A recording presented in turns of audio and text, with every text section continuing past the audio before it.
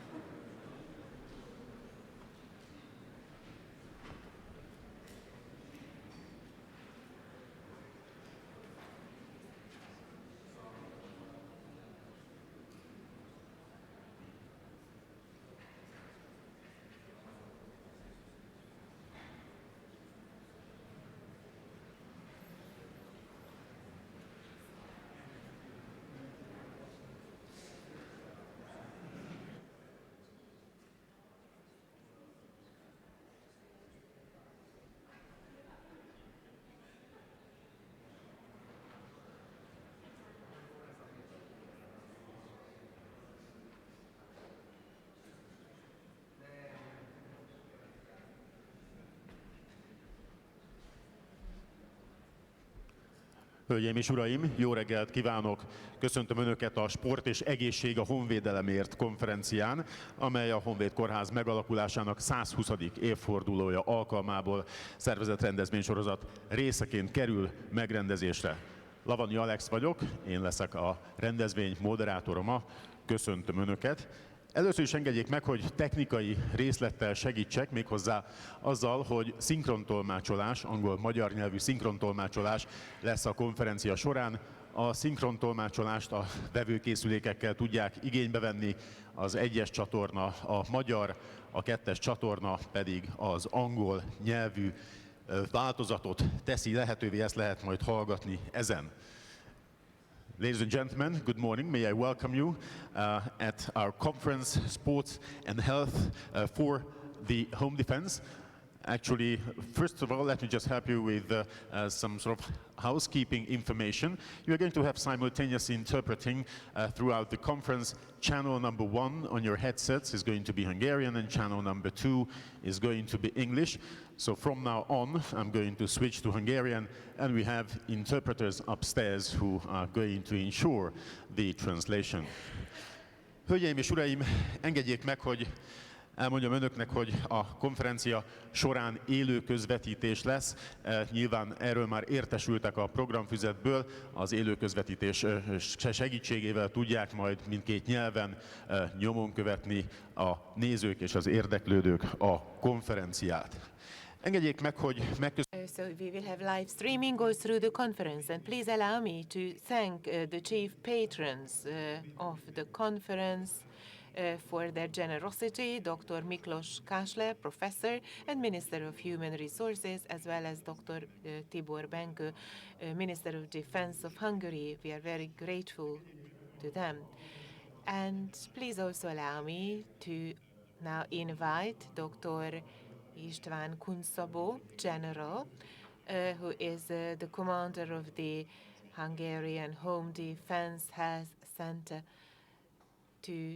So I would like to invite him to celebratorily open our event. General, the floor is yours.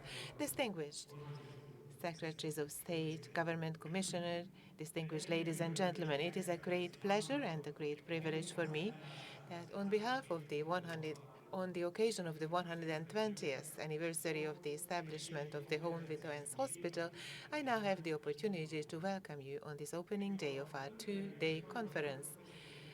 Sándor Sandrak, professor, is with us here today, and he contacted me asking to set a memory for the first conference on sports and health in Hungary, and he asked me to organize a conference about health and sport. And we were only dreaming at that time about holding the conference in the building of the MKB Bank.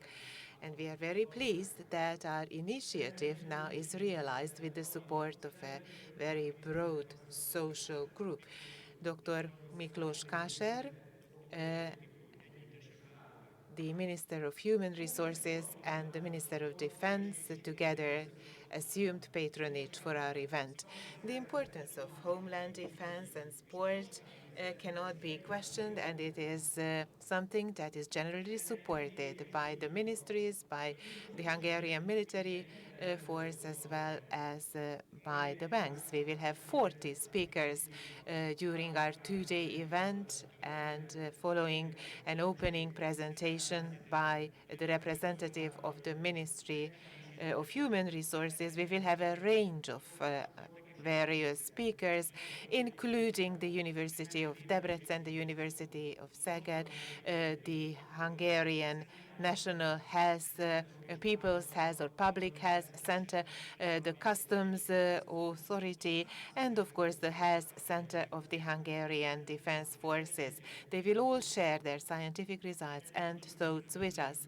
Let me take this opportunity and thank you all for making a significant contribution to launching an exchange of ideas here in the country and putting in place solid foundations for future development in the spirit of respecting are Italian and German speakers at the conference 100 years ago. I would also like to extend a most heartfelt welcome to our German and Italian speakers, as well as to our chief consul in Verona. We are very grateful to them for having accepted our invitation.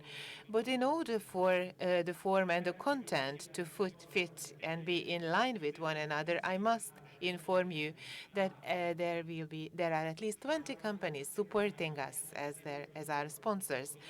Dr. Ádám Balogh is the CEO and chairman of MKB Bank, and his colleagues as well. They have, from the very beginnings, ascertained that the earlier Officers Casinos building will be a worthy place for our conference, as well as for the exchange of ideas for scholars in the present time and would-be scholars in the future.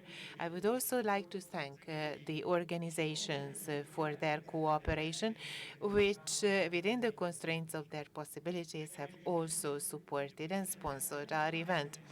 We are very grateful to them because without their support, we would not have been able to have a live streaming in Hungarian as well as in English.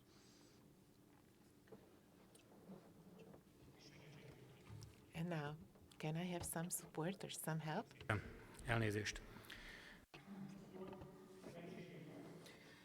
Sports, health, and home defense are values which we all share as humans, and after all, it is the society and nation which are in focus. Therefore, these three different areas may seem separate, but indeed they constitute an organic unit which guarantees our future.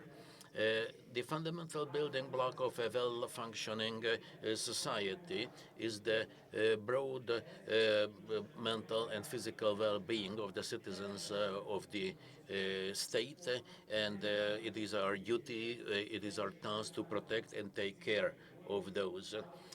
Stamina, sports, and resilience are very key in preserving the health and also in creating a union of communities. And also it is easy to see that these two factors are very critical for the defense of the motherland. How could we operate in a well-functioning home defense system without healthy human resources? The fundamental function of the home defense is the strengthening of the links between the society and the home defense. The three factors are the military force ready and prepared to protect the sovereignty and the territorial integrity and borders of the country, then the membership in the alliance and the commitment of the citizens to their homeland, the willingness and capability of participation. This latter factor is very much influenced by the physical and the mental status of the citizens. To what extent can they be burdened and challenged?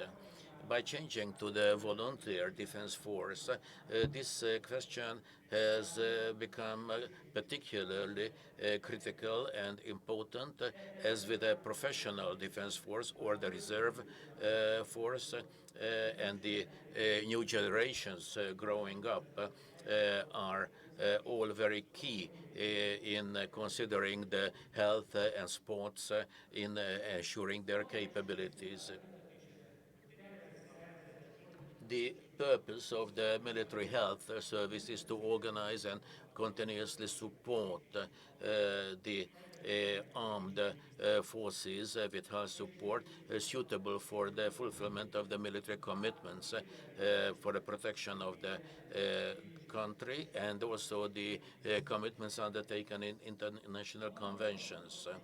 Today, we can be proud that the Hungarian military health looks back to the establishment during the revolution and freedom fight of 1848-49 in Hungary, and after the compromise, together with the other parts of the defense forces, they have established a military hospital system, and we also continue this international service from the First World War through the current missions in Kosovo, in the Crete, and in Scutari. The first international undertaking of the Hungarian military medicine was fulfilled in the Hungarian field hospital between 1950 and 1957 during the war in Korea, where highly recognized service was performed by the Hungarian military staff, and also there was a Yemeni Hungarian friendship hospital during which term between 1977 and 1987 the Hungarian medical staff were taking care of hundreds of patients, and some of them were also given treatment in the institutions within Hungary. We received the patients, the injured, also from the so-called developing countries, where various conflicts regretfully led to such injuries. And now I must turn to the military hospital, which has already passed of 120 years, and taking care of the injured, the wounded, military or civilian. They were treated in our hospitals and institutions. One of the most advanced medical institution is the military hospital, and this leading role will be further enhanced, and we are also taking care of not only the military but the civilians in the area, altogether about 4 million people. Currently we have 1,013 beds for chronic and rehabilitation care, and about 30 institutions operating in 8 sites, taking care of the patients, numbering close to 1 million, with the hard work of 3,800 medical and support staff.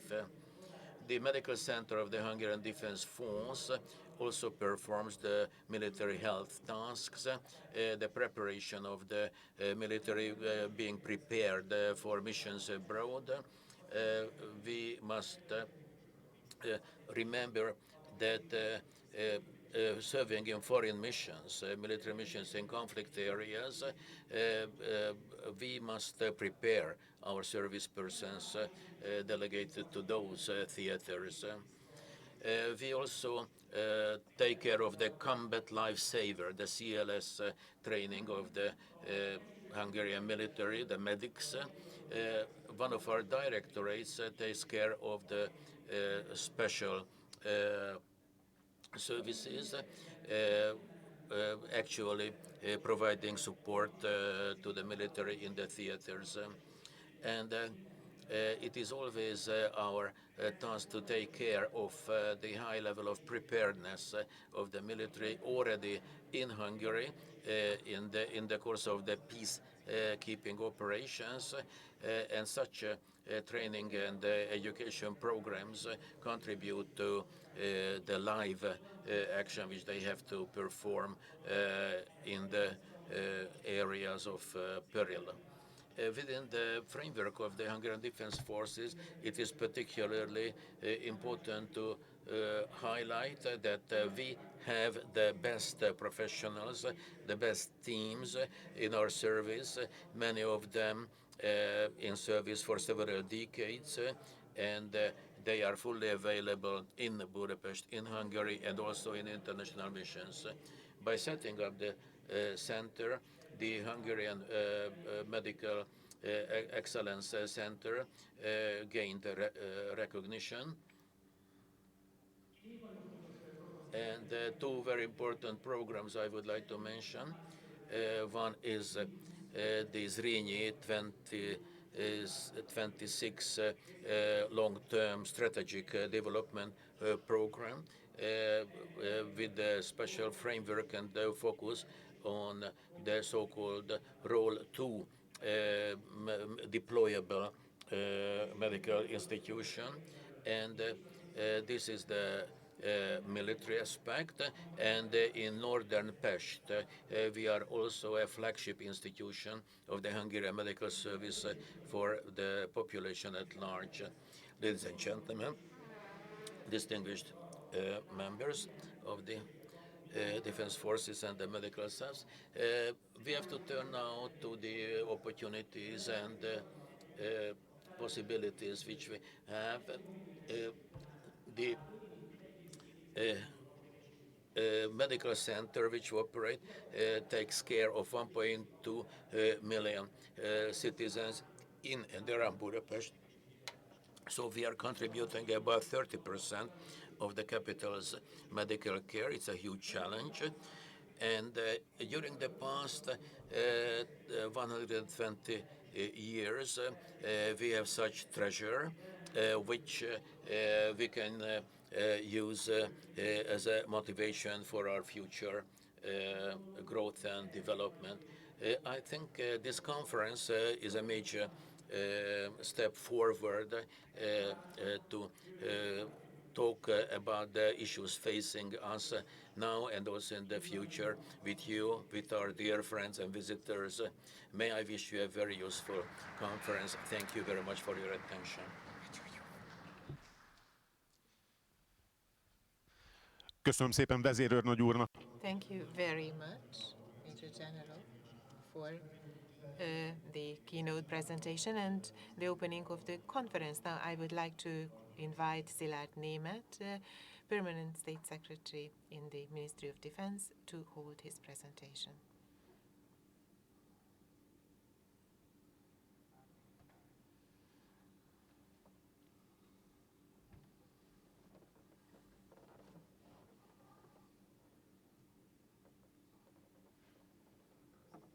Distinguished ladies and gentlemen, dear participants, distinguished State Secretary, Director, Commander, Generals, doctors, nurses, athletes, I would like to welcome you all of you who thought it was important to attend this memorial conference in memory of a conference held 81 years ago in the year of Saint Stephen, dedicated to homeland defense and health. And as the commander pointed out, it is important for us to take advantage of this conference and listen to each other, because we represent, in fact, the very best of our subject matter. Already in 1938, this conference was international, and today as well we have a most excellent German speaker, and we also have a speaker from Italy who happens to be Hungarian, but who will share information with you concerning the situation in Italy. This is an area that I am not so adequately familiar with, and I have been invited to address the audience. And under such circumstances, I tend to be very cautious, because I would like to avoid a situation when I am expected to instruct the very best in their particular area. But on the other hand, I hold a political position. I am Deputy Minister of the Ministry of Defense, and I am Secretary of State, so I must say something. And I have a solution to this problem that I have used on several earlier occasions, most recently on the celebration of the National Day of March the 15th. So this solution is that I ask the participants about what they think of themselves. And I think it is important what we say, but it is also important who is the person who says that, because either we will be emboldened or discouraged by what politicians think about what we do, because politicians have a very important role, namely they make decisions about funding, and it's important to know how politicians think about issues. So I do wish to encourage you to address the decision makers at the end of the conference. So this should not be just a memorial conference, us remembering people 81 years ago who made statements in that year that we might have forgotten since then a little bit, and which need to be reinterpreted under the circumstances of the 21st century, as the commander and the general also very rightly pointed out. But let me also say that the conference identified its very goal in the following terms: to re-enliven the memory of the conference 81 years ago, and then to direct attention to the importance of sports and homeland defense in the 21st century, and how the two mutually reinforce and support one another. So if possible, I would like to ask you to end your conference with some kind of a concluding remarks or a declaration. So I do wish to encourage you to set up a little team and ask them to produce such a set of conclusions summarizing the essential parts of the conference, and then ask for something. And I will also ask for something from this conference, because I am also the chairman of the Hungarian Wrestling Association, and I am going to be the candidate for the next 5-year period. And my program also has a sports medicine part, and I have identified major issues there. And I am going to say simple things. These are not scholarly statements, but you might have some experience about that, and that is sports medicine examinations, checkups. Young people, children, when they go for such a checkup, they have to wait 5 or 6 hours, or at least 4 or 5 hours for their turn. I think this is important to point out, that it should be ended so that the children can be prevented from having to wait 5 or 6 hours in the waiting room at the doctor's office. And this is not something that afflicts only a few districts in Hungary. This is a general problem across the whole of the country. And it's not only the little athletes that are affected, but many more. So this is one of my goals. This is one thing that I absolutely want to change. And the Hungarian Sports Medicine Council, consisting of 5 people, support me in that. And the other point I would like to make is that the military and the homeland defense and sports, they are all connected to a healthy soul.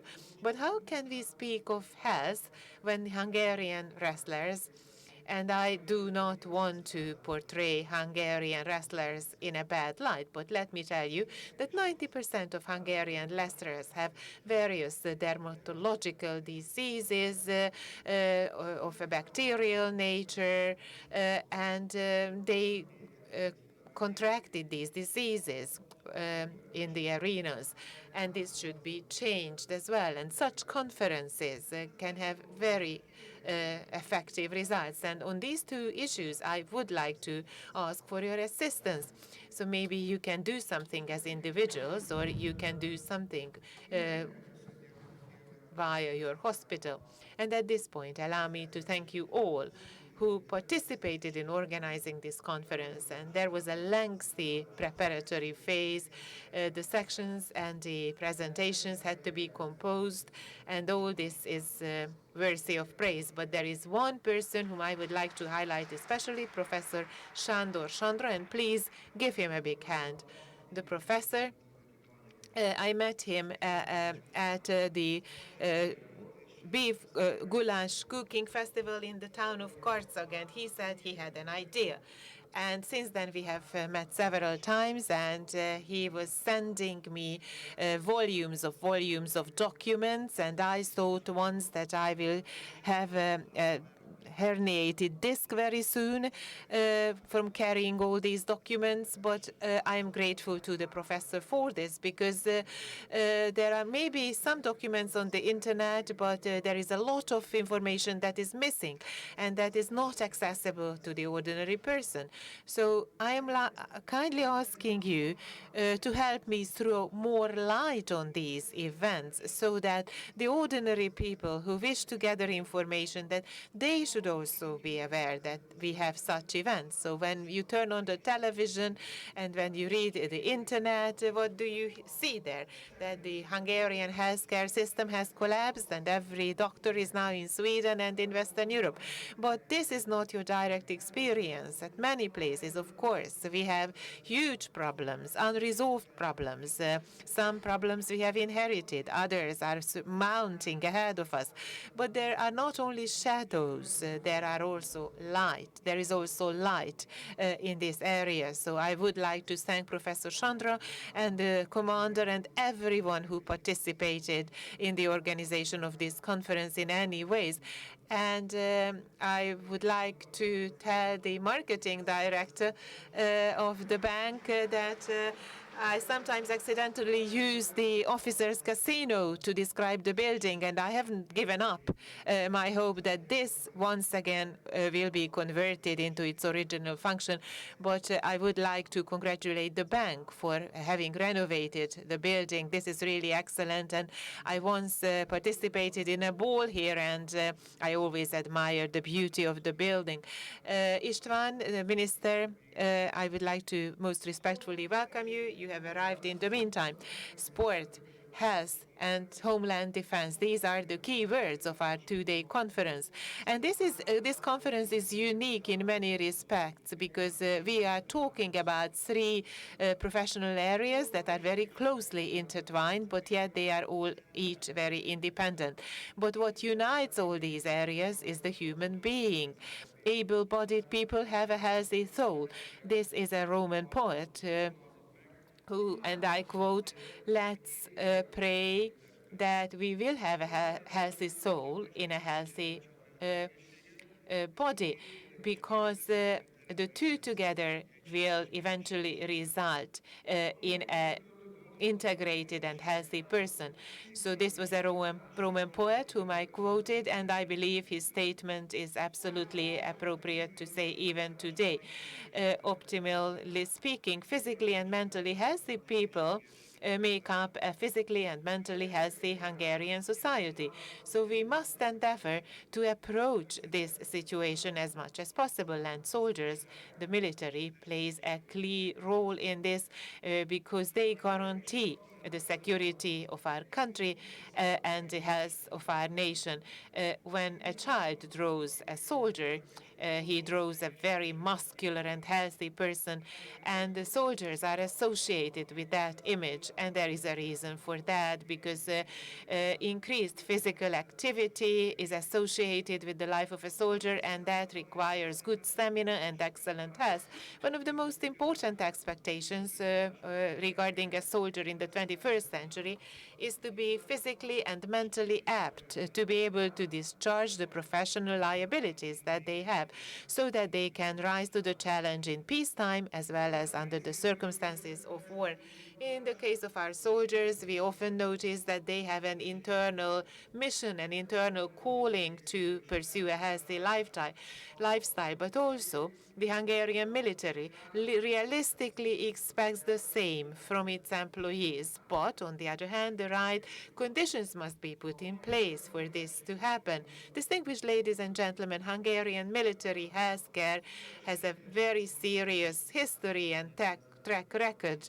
Its birth coincides with the establishment of the Hungarian Defense Force 171 years ago, and its engine is the so-called MH Health Center, and the biggest organizational unit is the military hospital, which hospital has played a key role in Hungarian healthcare, in for 120 years. Its development demonstrates the heroic development of the Hungarian military force from the very beginning until the present day. The institution builds on the traditions of the military. It has cherished these traditions, but it has also evolved into a most modern institution, embracing the most recent results of medical research. It's an up-to-date hospital representing the most recent developments.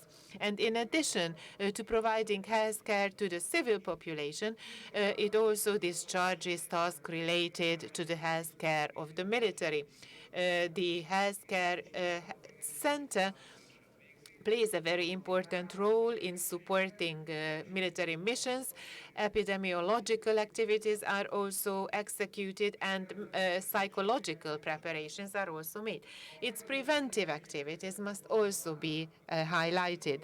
If we now focus on or zoom in on the prevention activities, it must be mentioned that combat activity requires increased physical and mental condition. As a result, the preparations of the members of the military cannot be done without the involvement of the experts of this center. And I also mean, of course, the doctors and the nurses, but the psychologists as well.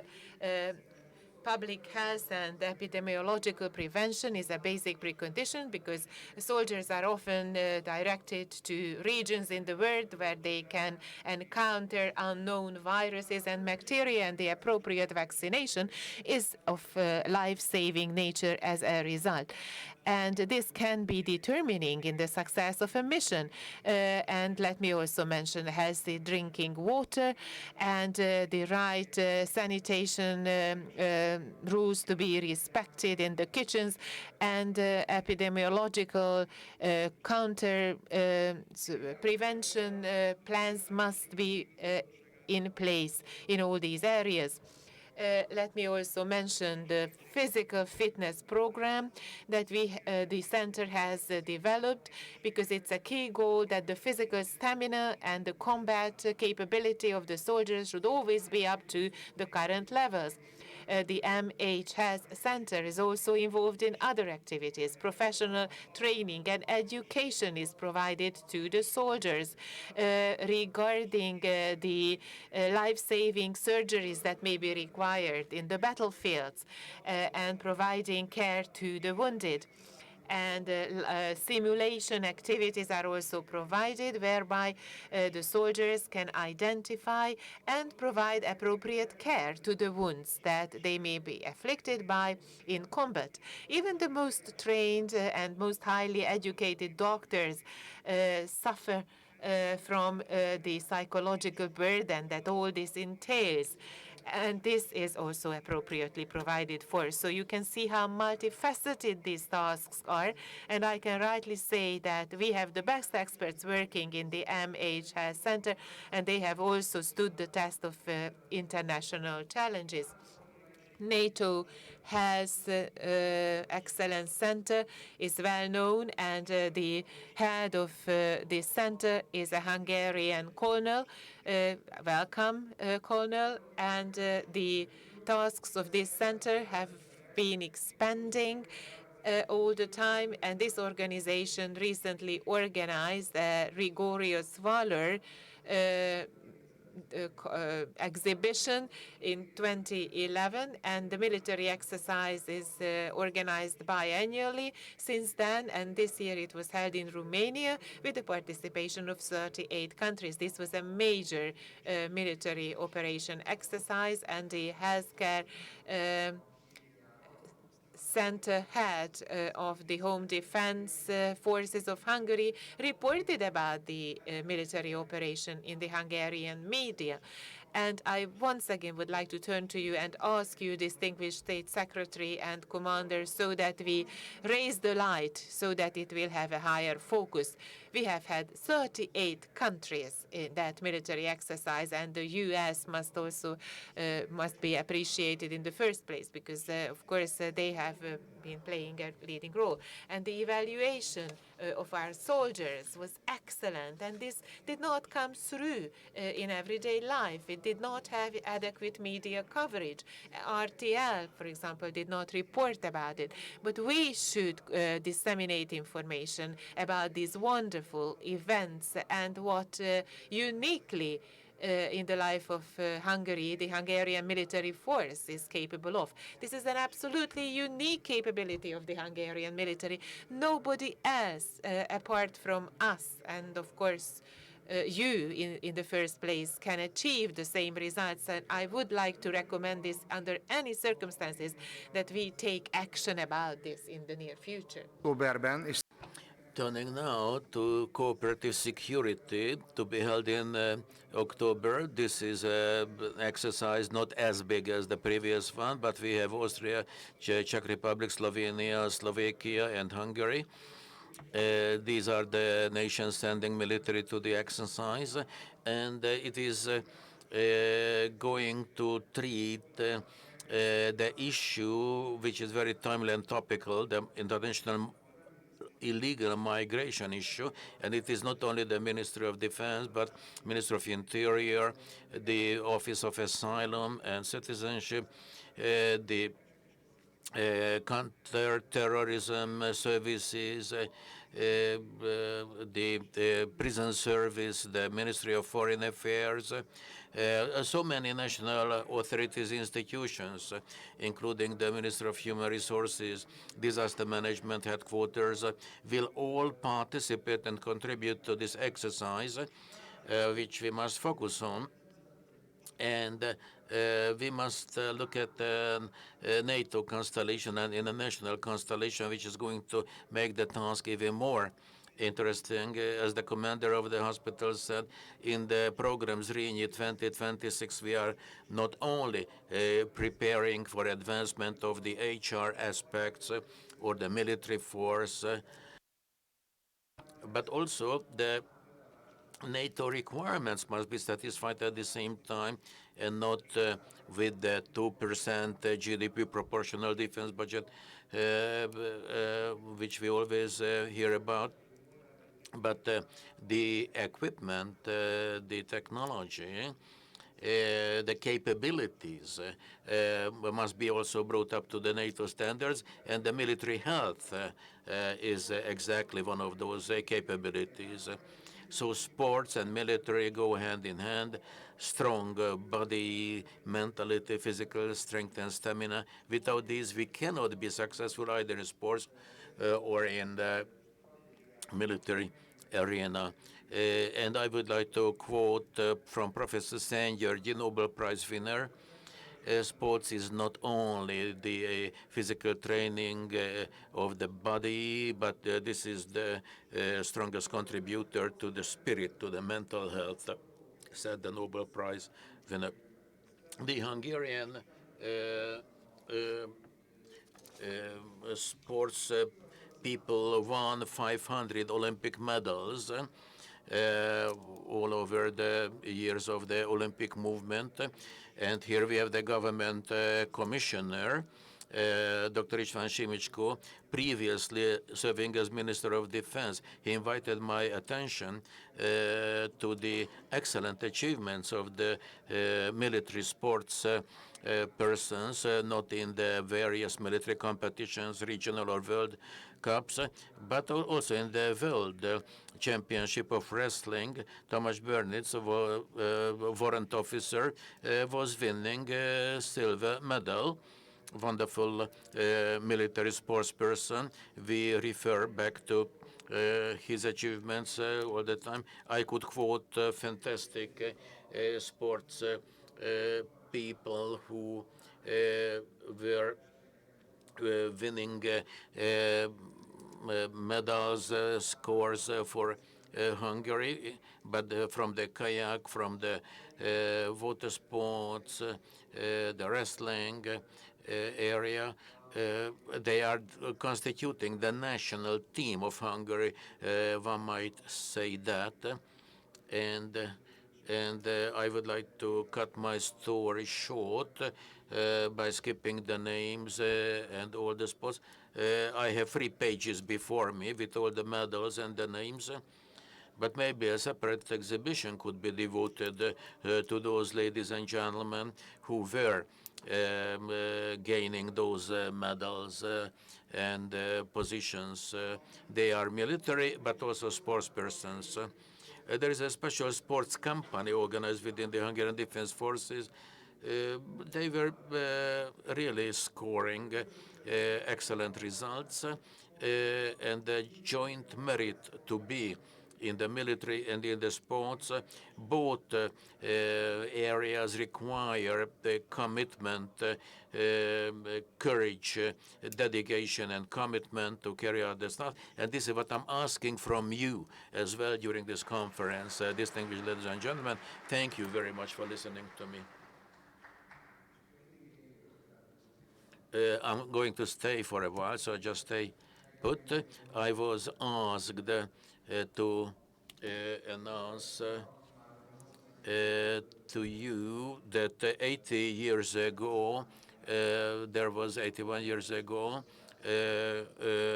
we had this conference because we are commemorating the Medical Sports Congress back in 1938. So let's remember this very first Congress of Hungarian Medical Sports Officers.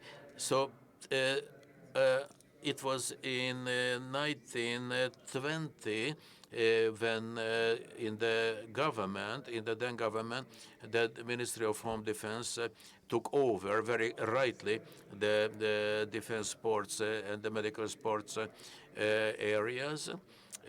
And regretfully, the Trianon Peace Treaty was having an impact on the defense forces and the whole structure. And according to the military resolutions of that peace treaty,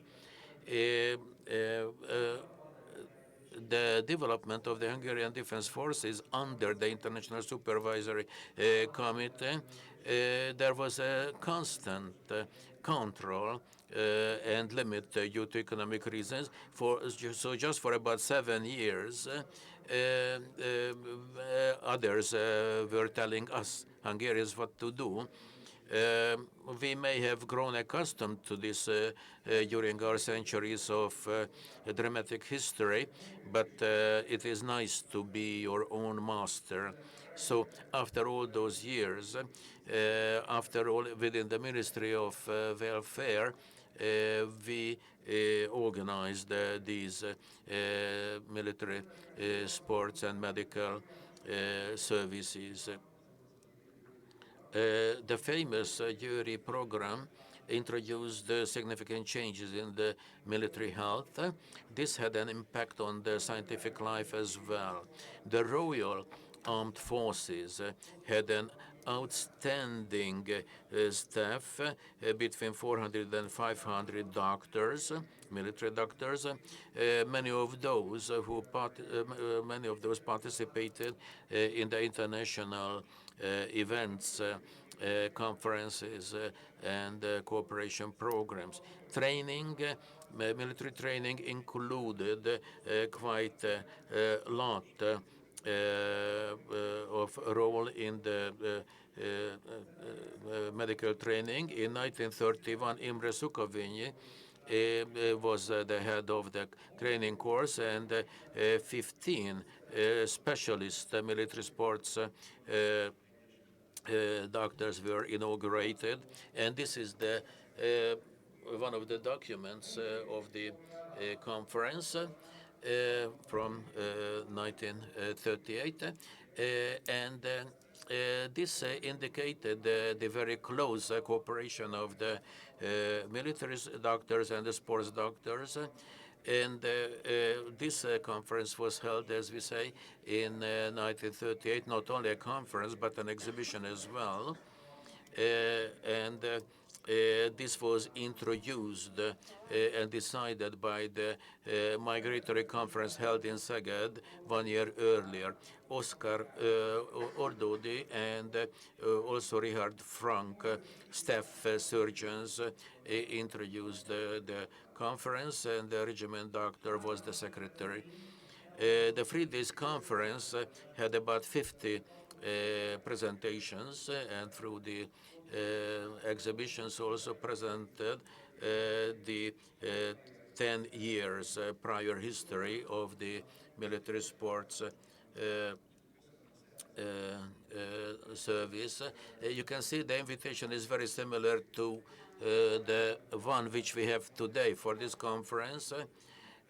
So I especially thank you for taking note, and next time when we organize a similar conference, then really due to the technical capabilities available now, we will be also part of that history.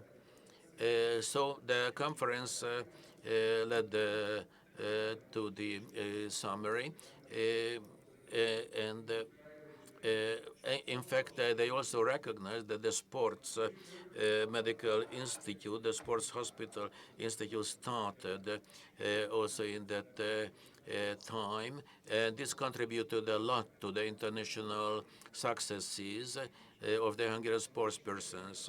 I have to tell you, if we can operate a system of sports medical service in the framework of which we can collect data about the youth engaged in sports, studying the achievements, studying their injuries, studying the crisis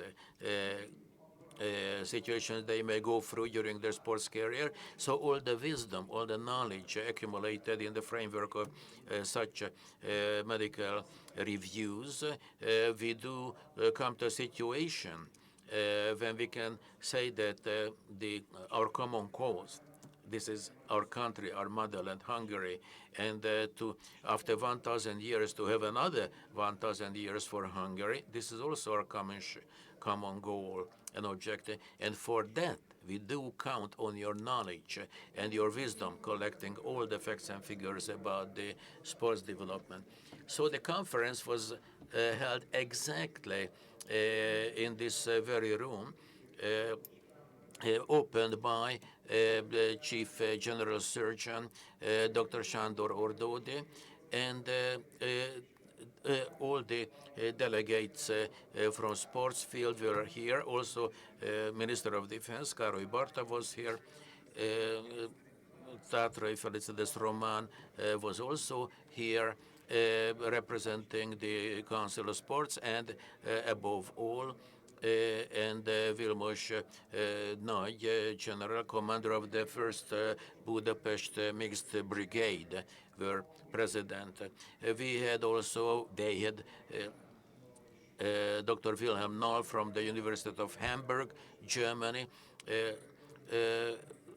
the Surgeon General, Dr. Sándor Ordodi, reminded of the objectives of the Medical Act, which at that time required the public health improvement and general physical training for the whole society, and he highlighted that this objective could also be achieved only through the sports doctors. And in 1924, there was a letter sent by the governor, Miklós Horthy, to the people. We must step forward physically and mentally, achieve higher levels for our nation, and sports, physical education are becoming the key issues and objectives of our nation.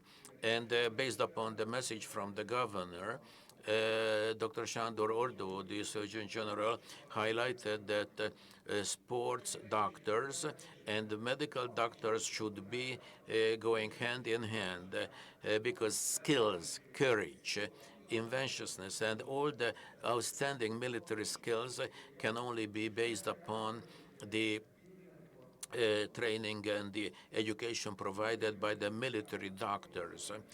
After the ceremony opening, there were presentations. Dr. Richard Frank, sports and character, was the very first speaker. Then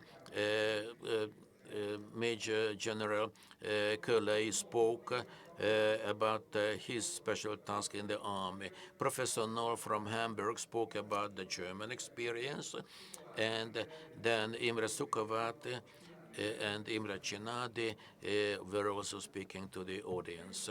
In the afternoon, there was a general meeting with the contributions of the military doctor service, and from the speakers, Emil Seregi spoke about the injuries of joints and sprains, and Dr.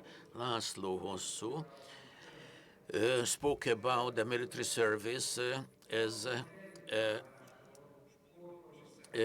sports doctor, bicycle sportsing, the sports doctor in concerning the peak achievements of ice skating. So these were really sports-related presentations.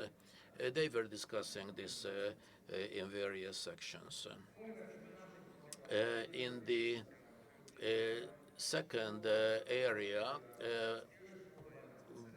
we spoke about the sports activities in the army.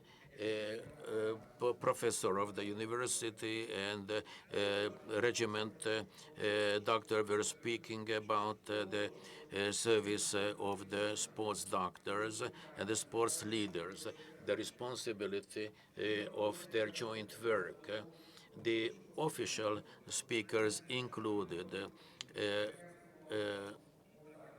the various speakers, and then on the basis of the speakers decided on the compilation of a memorandum. The memorandum, among others, was to cover the medical doctor service in the military and the sports, the hygiene, and everything which is required for the success of the sports persons in Olympic areas or otherwise. The Royal Miklós Toldi Institution was the scene of the next event. Béla Novakovic, commander of the Military Sports College, fencing specialists were present there, and Béla Johan, well known from the public health service, were also attending. Then the College of Physical Education was the next scene, where Professor Sukovac introduced his institution, and without trying to be complete, they listened to the presentations follows. Sándor Fekete, private professor, spoke about the possibility of sports for women, and Anna Dushovsky spoke about the preparation of the sports persons by the sports doctors. On the last afternoon of the conference in the Red Cross building, they had 12 presentations, and the vice president of the Congress closed the event. And he said, "It is our honor and pride at this moment when I close the Congress, because this Congress, with its achievements and standard, was really outstanding. We clearly defined the objective of sports, to educate a man, a woman with a healthy spirit over the healthy body. We are not training muscles, mountains of muscles, but strong persons with character and ethics. And they also presented the mobile medical testing station presented by the Professor Moskutzi. Being mobile, this station was suitable to take the doctors to the various remote villages and communities of the countries. Then in the second part, they devoted the attention to the exhibition. Most of the exhibition was made up of X-ray imaging material about sports injuries. And at the exhibition, the visitors could also view the various devices used for ski injured patients. And there was a special section dedicated to dental care. And fencers must have taken the lead in that. Original photographs were also presented and displayed about the various jaw and dental injuries caused by a number of different sports. Jib's hand images were also presented, taken from various important athletes. And Dr. János Erti was a very important doctor in the military then, and he was a plastic surgeon. And he had a collection. So he was a surgeon, and he had a collection of the imprints of various injuries. Hungarian pharmaceutical companies were also present at the exhibition, and they presented their preparations related to sports medicine. And eventually, I must also mention the professional literature that was made available at the exhibition. And we have already mentioned that at the first Hungarian Sports Medicine Congress, the media was also there, and a special volume was composed of the documents presented at the Congress. So I would like to encourage you to do the same. Let us not stop now when we finish the conference tomorrow. Let us have the conference 81 years ago as our model, and let us produce a closing document or a summary, a summative volume of which I have already spoken at the beginning of this conference, and with the readership of the Museum of Military History, I believe we can also organize an exhibition, and I am absolutely certain that Professor Sándor Csandra will help us in that. I would like to offer the assistance of the museum and say thank you to you for the opportunity to spend this time with you, and I wish you a very fruitful conference. Unfortunately, the State Secretary cannot stay with us any longer, so please allow me to thank you for the work that you have done in terms of organizing this conference, and allow me to hand over to you a humble gift in memory of your support to us, for which we are very grateful. This is an image of the Officers' Casino. I'm sure that you will be able to put it in a worthy place. Thank you very much. This is a most wonderful memorial gift from the conference. Thank you very much, State Secretary, for your presentation, as well as a most excellent and summative presentation of the former conference. And the State Secretary mentioned wrestling several times, and he didn't do it because of me, but it really made my heart beat faster, because I have also been a member of the wrestling team of the military in the past. So as usual, this conference will also split up into sessions, and we will have the chairs for these sessions, and they will also hold presentations themselves. And taking advantage of the opportunities provided by modern technology, you can also forward your questions in text messages, and the number will be displayed in the screen, and you can also find the telephone number in the program. But before, the section chairs are invited to come onto the stage. Please allow me to thank once again to the sponsors of the event. First and foremost, MKB. Thank you for allowing us to be here, as well as Hungarian Telekom, Tungsram Group, Lily, GE Hungary Limited, Onomet Limited, Dent East Limited, Gamma Technological PLC, and Goodwill Pharma Limited, and Graphic Line KMC, that is Limited, Mölnlycke Healthcare Limited, Pinter Works, Zeger Pharma Limited, and Novartis Hungary Limited. Thank you very much for your sponsorship. And now, as the chairs of the first section, I would like to invite Major General Dr.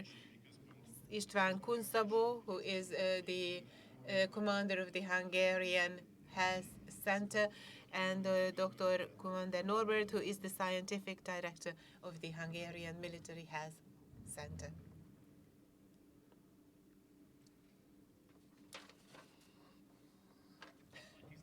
It is with great respect that we welcome everyone now that we are beginning the first section. And I believe that what I wanted to say, I have already said. But let's get started now. In any event, we would like to have a most useful conference, and I have some technical information to share with you. When the conference ends, we usually have this habit that we either, we have these badges that we have in our necks, and let me remind you that this is a data cable. So if you push the button, it can be used to upload your telephone. So we wanted to give you something useful so that this little device does not end up in the dustbin.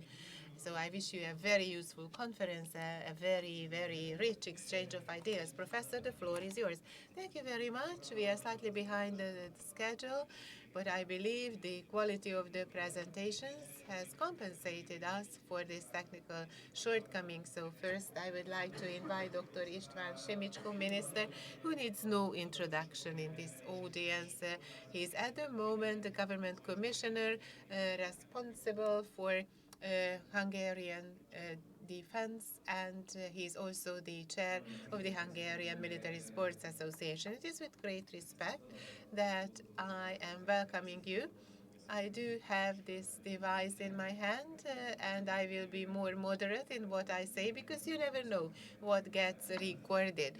But joking aside, I am very pleased to welcome you all in this beautiful hall. State Secretary Szilárd Németh already said some important words about the miraculously beautiful nature of this hall. And I'm always enthusiastic when I can meet people who have had a sporty lifestyle. And I must quote from Jenő Kamuti, fair play is an important part of sport and an important part of human life. So when I come to a community of people composed of sporty people who are engaged in fair play, it's always a pleasure for me. And Hungarian politics is also known to be an arena of fair play. For 3 years, I have acted as a state secretary responsible for Hungarian defense, and for as many years, 3 years, I could serve my country as the Minister of Defense in Hungary. And of course, I did everything I could to support the Hungarian military and Hungarian sport. I am 57 years now, and I started doing sports at the age of 8, and almost 30 years I spent in the world of karate. And I went to a school with physical education as a specialization, and Szilárd already had to leave, unfortunately, but we went to the same secondary school, and he also had a PE as a specialty. But Szilárd was 2 grades lower than I, and indeed he was a wrestler. And I am reminded of Marcus Aurelius, the philosopher, emperor of Rome, who said that life is a lot more similar to wrestling than to dancing. Some people want to dance through their lives, others have to wrestle all the way through. But one thing is certain, our life is a struggle from the beginning to the end. And when we want to act according to the rules of fair play, we always remember the people whom we encountered. And today, of course, you are picky about whom you meet and whom you do not wish to meet. And this is why I am so pleased to be here with you, Professor and Colonel Chandra. Thank you very much for this idea. And I immediately accepted the invitation of the commander because I believe sport and health are important, and homeland defense is important too. And there are 3 professions that I mostly appreciate. And those people who take this as a life mission to guarantee for us as the citizens of the state to be secure, to be protected, these people are nobody else but the soldiers. And another field of professionalism is the profession of the teachers and educators who are teaching our child or children from kindergarten up to whatever level. Absolutely, with all due respect, I'm recognizing their achievements. But for you, professors and generals in the audience, it is your duty to provide care, to treat, to cure with full dedication and commitment. It is with full respect that I recognize your achievements, and we. So if we look at recognition and esteem of these professions in any country, if any nation, any state recognizes the achievements of these professionals, then everything is all right. Economy is important because that's where we generate the funding for all those services. But it is today that I am so proud to be here. I am looking for my glasses. This is coming with age. I prepared a few slides. I tried to generate these. I'm quoting from myself. In fact, home defense. What home defense means. This is the most comprehensive defense system of the society, and this is what I drafted in my scientific work. It is an interesting definition.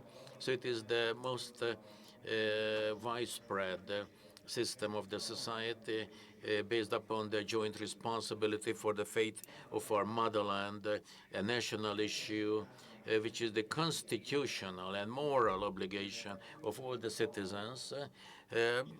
This is indeed a constant requirement throughout the history of any nation, because we have to have an elevated objective going above and beyond party politics, working regardless of the party politics to create a national unity.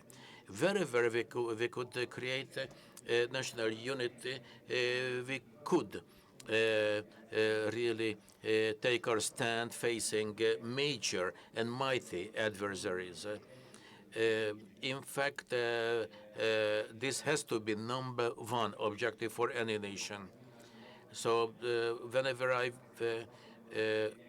was studying in various schools, and I remember unity and the common denominator or the least possible multiple are really the very key issues which we must consider as politicians. We should look at the common denominator. We must avoid conflicts and barriers because that's the easy way to get into conflicts. In peacetime, we must look at the opportunities facing the healthy, strong people. A nation inhabited by citizens is also a healthy and strong nation. Sports, education, in school, in public education, parents, family, those persons around the new generations, the mentality, the spirit. I've always highlighted while serving as Minister of Defense, it is the spirit which counts, the true spirit, the spirit as the corp, so the home defense must always be constituted upon the people and persons on this. So we must not forget this. The mentality, the spirit. We might have had outstanding techniques, weapon systems in various countries, but the mentality, the human factor, if that's missing, then the failure is guaranteed. When can we have an efficient home defense in a country? There are different explanations, the various techniques, geographic location, size, economy, financial standing, speaking in this building of the leading bank of the Hungarian financial system, so that's also important, the head count. So there are so many factors, but we must always look at the people, the human factor, how were they trained in schools, in the families, faith, because this is contributing to the strength of any nation, any country.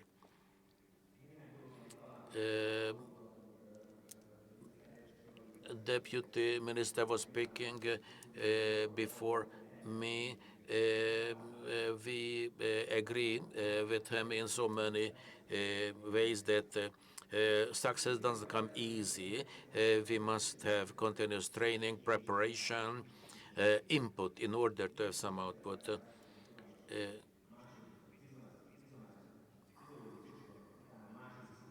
Everybody knows the Maslow's pyramid of requirements.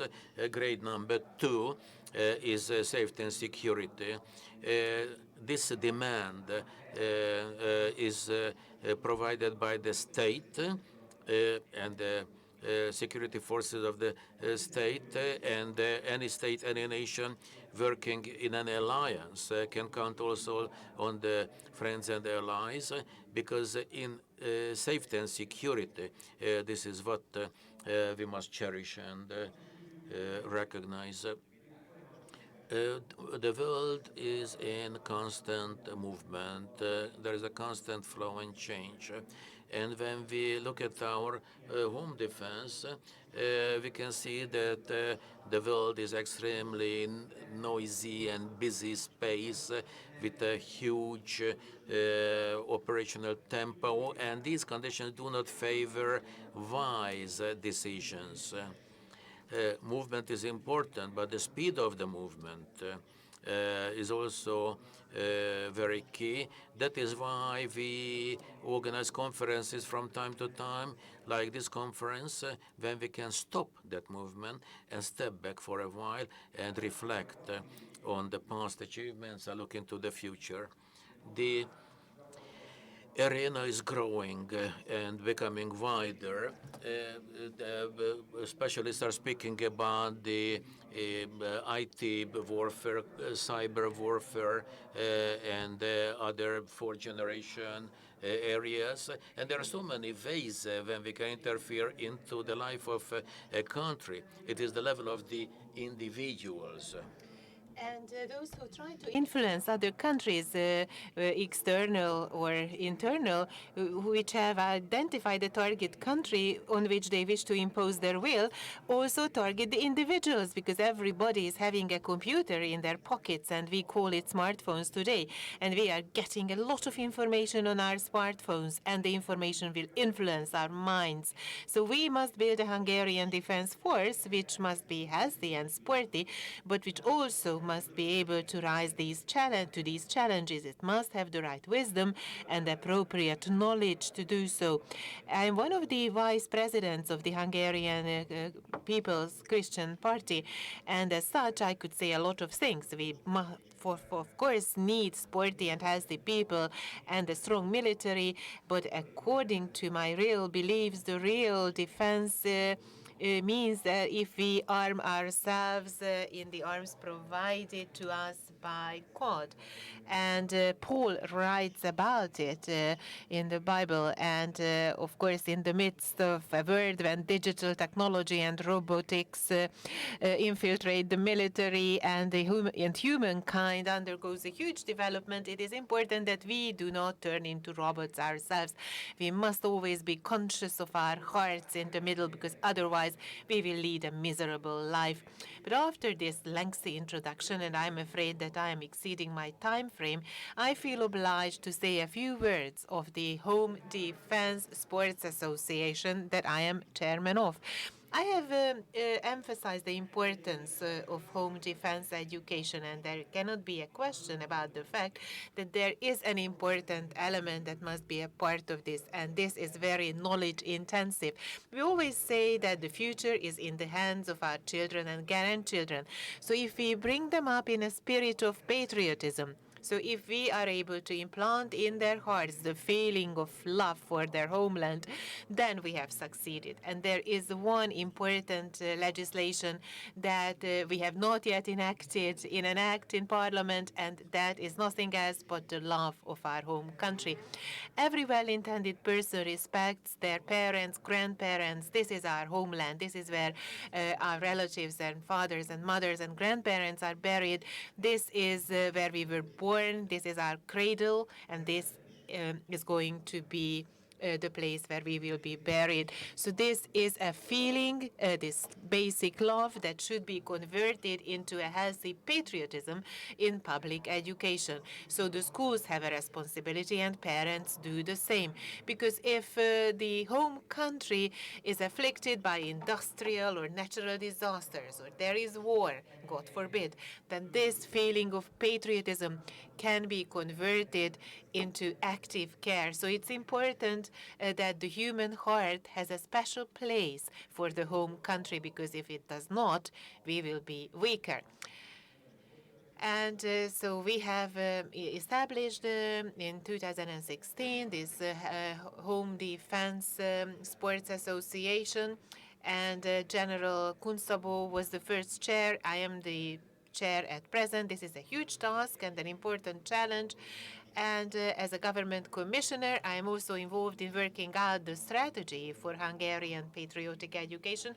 And this is a very huge challenge in today's globalized world, to make people understand the importance of this, because in reality, globalization implements a counter process. In contrast to that, preserving and upholding our healthy patriotism is important, and it is nothing to do with nationalism or chauvinism. We must love our country.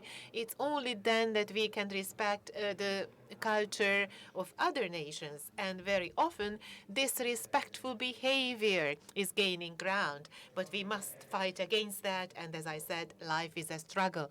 So we have started to work out that strategy, and we are making progress. So these are the requirements that we have laid down so that it is not felt as an obligation imposed on us, but it should be a community activity from which we derive pleasure. And a few points about sport. I don't need to emphasize the value creation nature of sport, but I always add when I speak of this a quote by Mr. Behringer, who has authored a most excellent volume called The Culture of Sport. And he says, that is Wolfgang Mehringer is the person I'm talking about, he says that sport is nothing less than a very special key to understanding the way a society operates. So through sport, we can open up a gate to a society.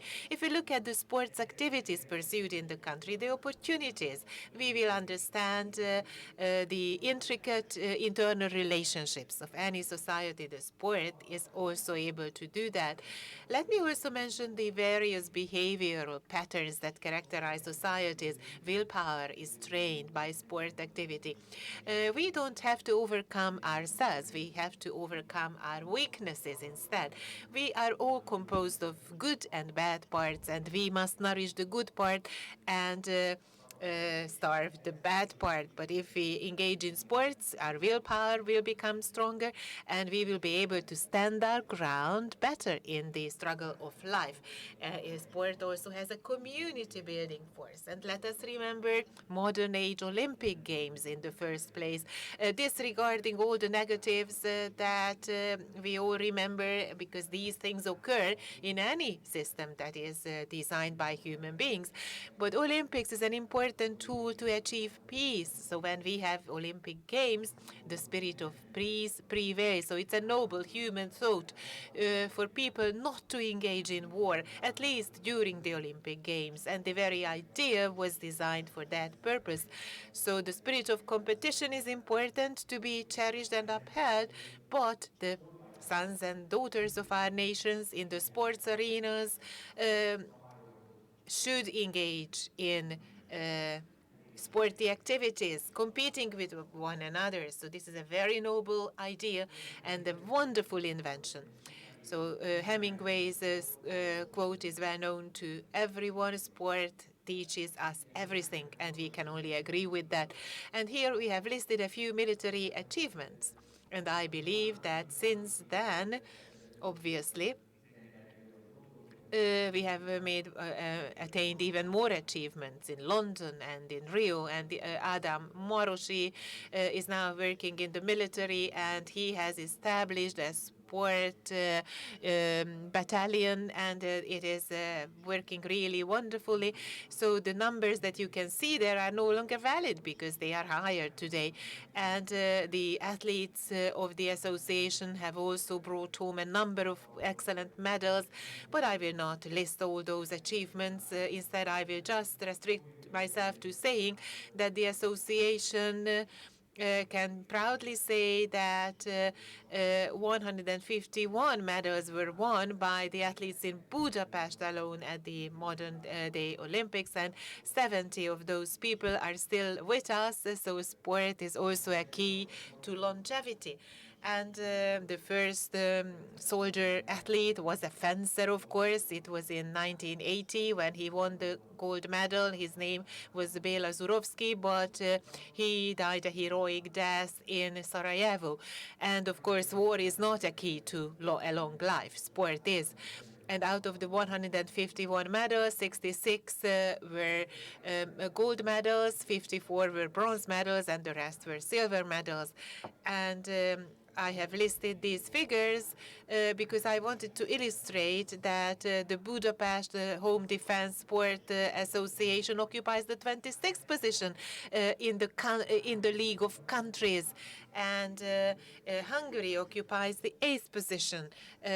We have 177 gold medals, which is a most impressive national achievement from a nation of the size of Hungary. So we have taken over much larger nations than ourselves. And in closing, here are the centers, and the government adopted a very wise decision so that in every Hungarian regional district there should be such a center. Basically, the purpose is for shooting exercises, but of course various other sports can also be pursued. The sites have been identified, and in the first phase of the project, 40 such facilities will be established, but in every district there will be such home defense sports centers. We have many young people among us here today, but such veterans as myself. We all remember that in the past, before the political change, we had what was called the MHS, which was a unique sports movement with over 330 members. It was a most wonderful sports movement, and we would like to return to that and to recover that. And we can see huge demand for this, and we believe that a lot of young people could be involved into this Home Defense Sports Association.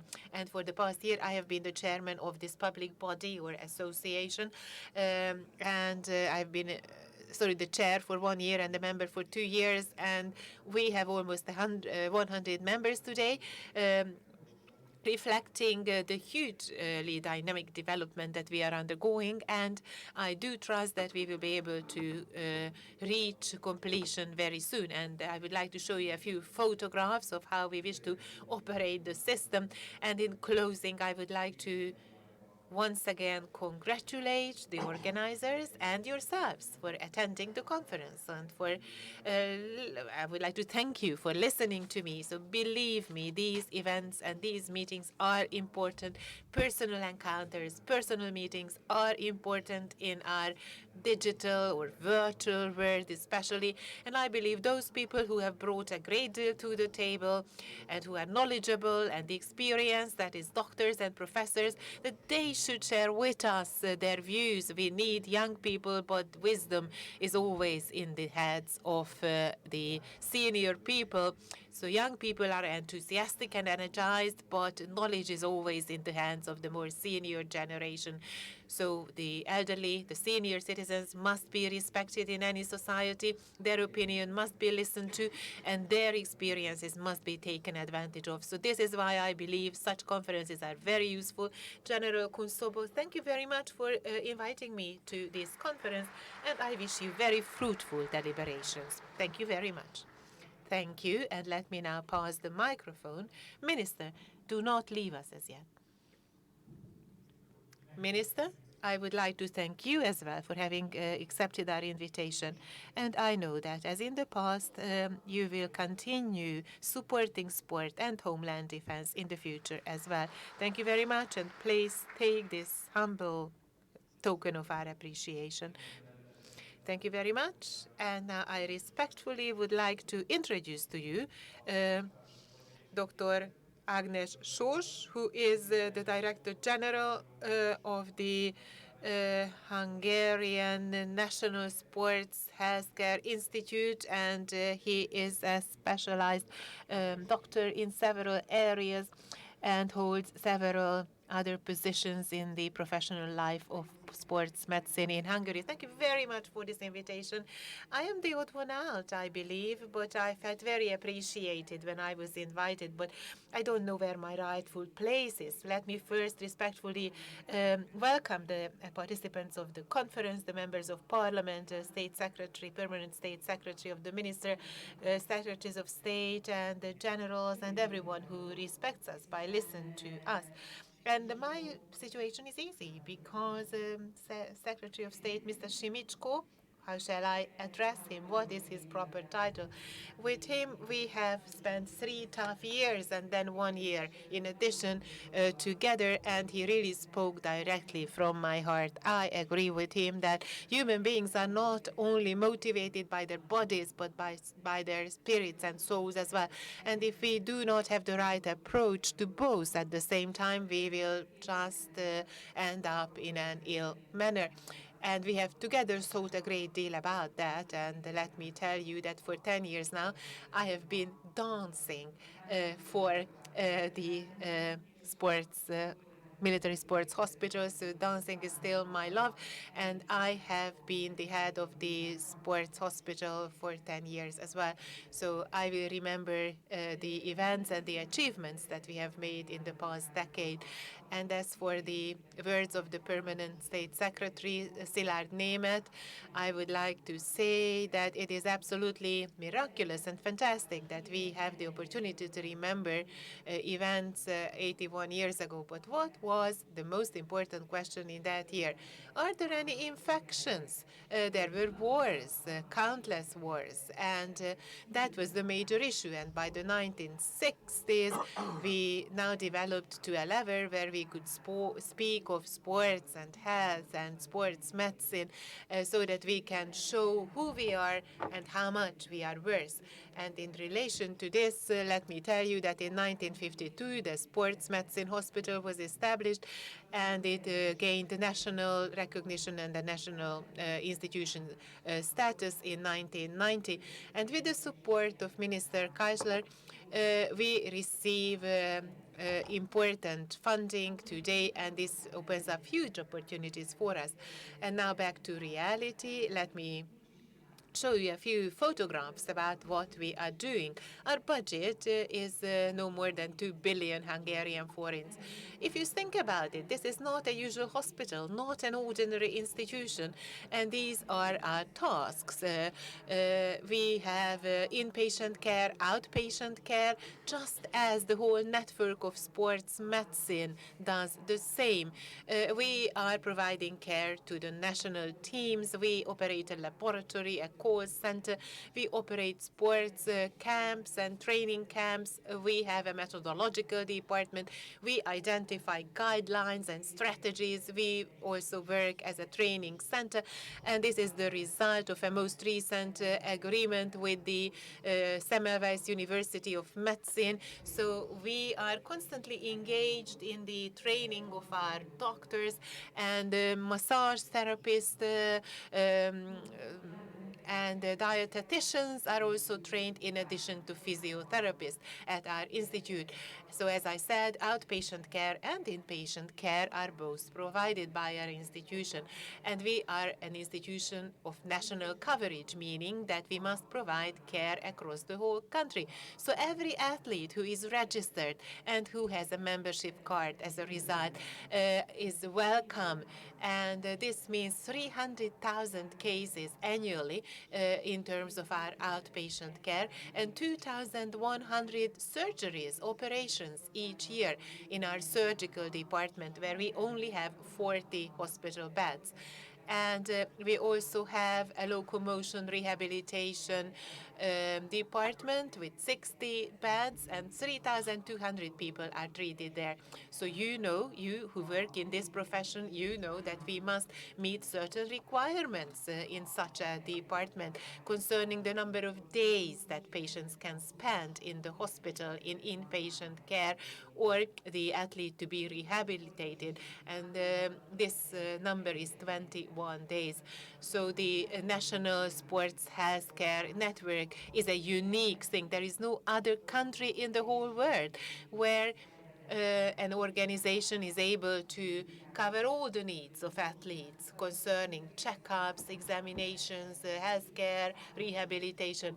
And we have 113 locations and 150 sports doctors, and professional athletes and amateur athletes are all provided healthcare. The professional athletes are the paying patients, and we have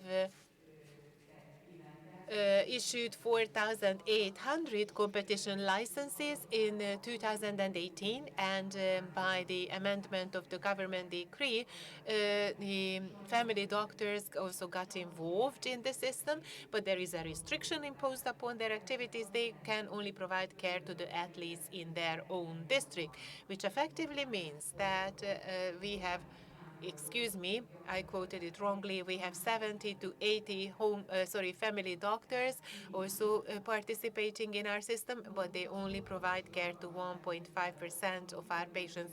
So this is a minimum level.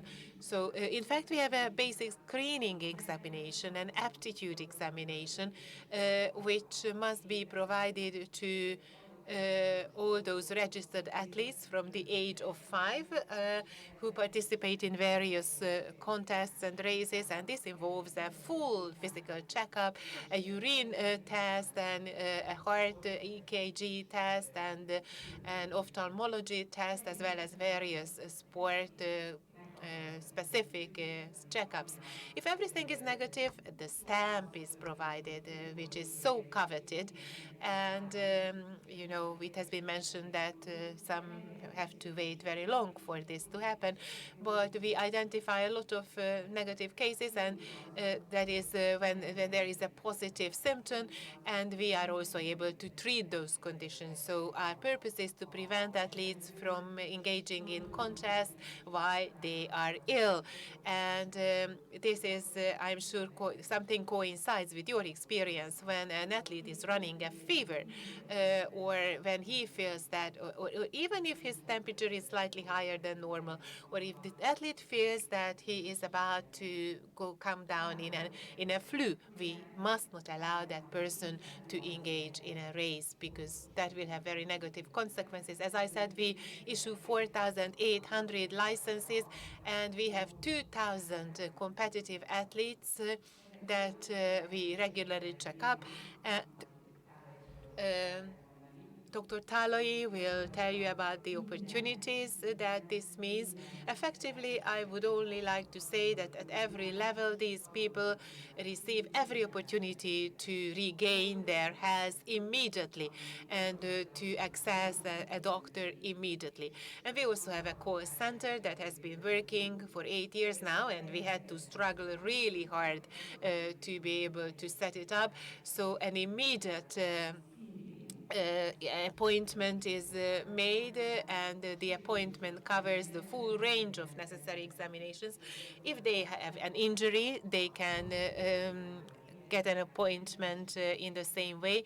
And from sports psychology to dietetic support, they get every possible assistance that will alleviate their lives or make their lives easier.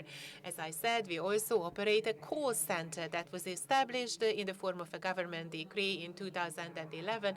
In 24 hours a day, 7 days a week, in 360 days a year, it is working incessantly. We have 11 facilities, locations, so these facilities allow these athletes to access our care at any point in time and at any point geographically speaking. So there is a so-called blue number that can be called free of charge, and by entering London, you will reach our facilities. How about training and education? As I said, we have an excellent cooperation with the Medical University of Semmelweis. The sports medicine further training is only taking place at our institution, and massage therapists, dietitians are also trained in addition to physiotherapists. We also have a laboratory, and Peter Kovacs in the afternoon will have a separate presentation about that. The point is to increase the performance in a legal way so that they can reach their maximum performance level.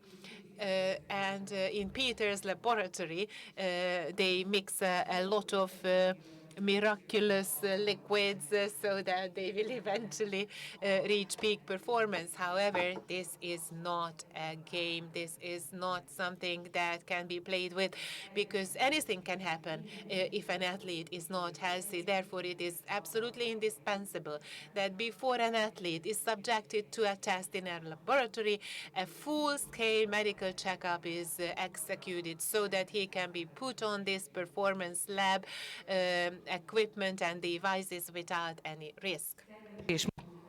With respect to organization and methodology, we do have methodological guidelines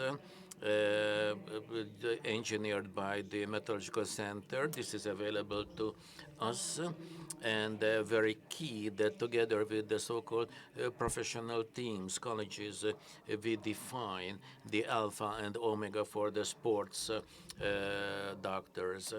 The next area is the sports camps and the sports centers. Of course, you cannot have enough.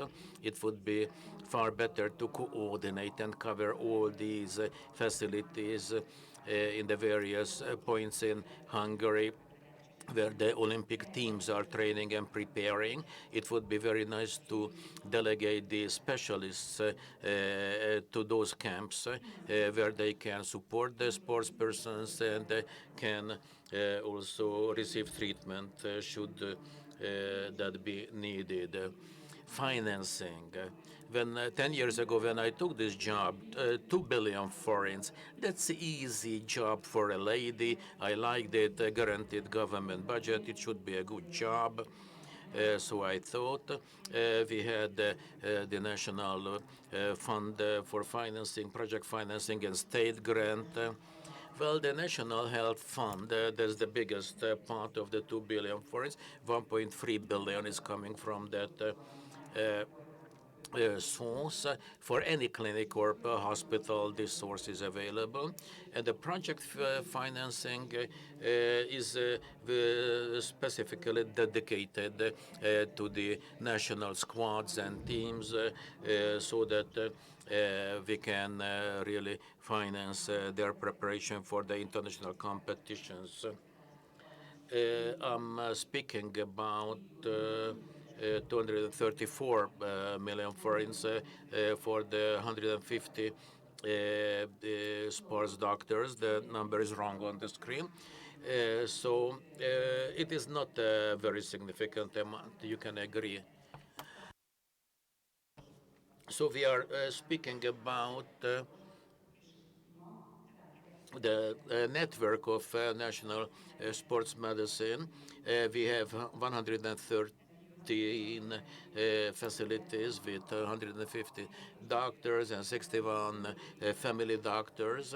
And this is a comprehensive budget with this 292 billions. So this is 240 forints per person, per sports person. This is very, very modest. But we do have special projects and programs like the Buzsik program, plus the senior sport. But Buzsik is for the juniors, and it is basically financed by the parents. And you know better than I do that kidney disorders were present in 70% of the cases. So I think sports is offering a fantastic opportunity for the juniors, for the children, to put them through screening without naming the sports school, where we are going to visit on the in September for the past 5 years now, and the director said, the principal said, I cannot allow the children to be participating in competitive sports because 35% of all the students in the school are either physically or mentally not suitable for that.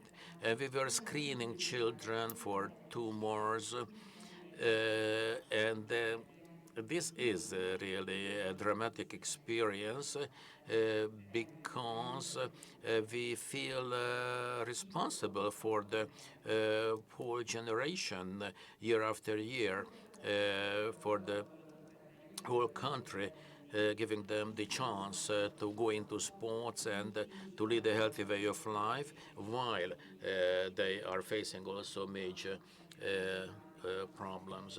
So the basic thoughts, out of the 10 million Hungarians, we have about 500,000 who have a license from our service, sports doctors. There are 2,000 competitive sports persons, and the second line is numbering 1,500. And I tell you that we have a major plan that all the sports persons who do have a problem, have an injury on the pitch, and anytime can contact our call center during training, after training, any sprain, any kind of injury, and they would be received immediately.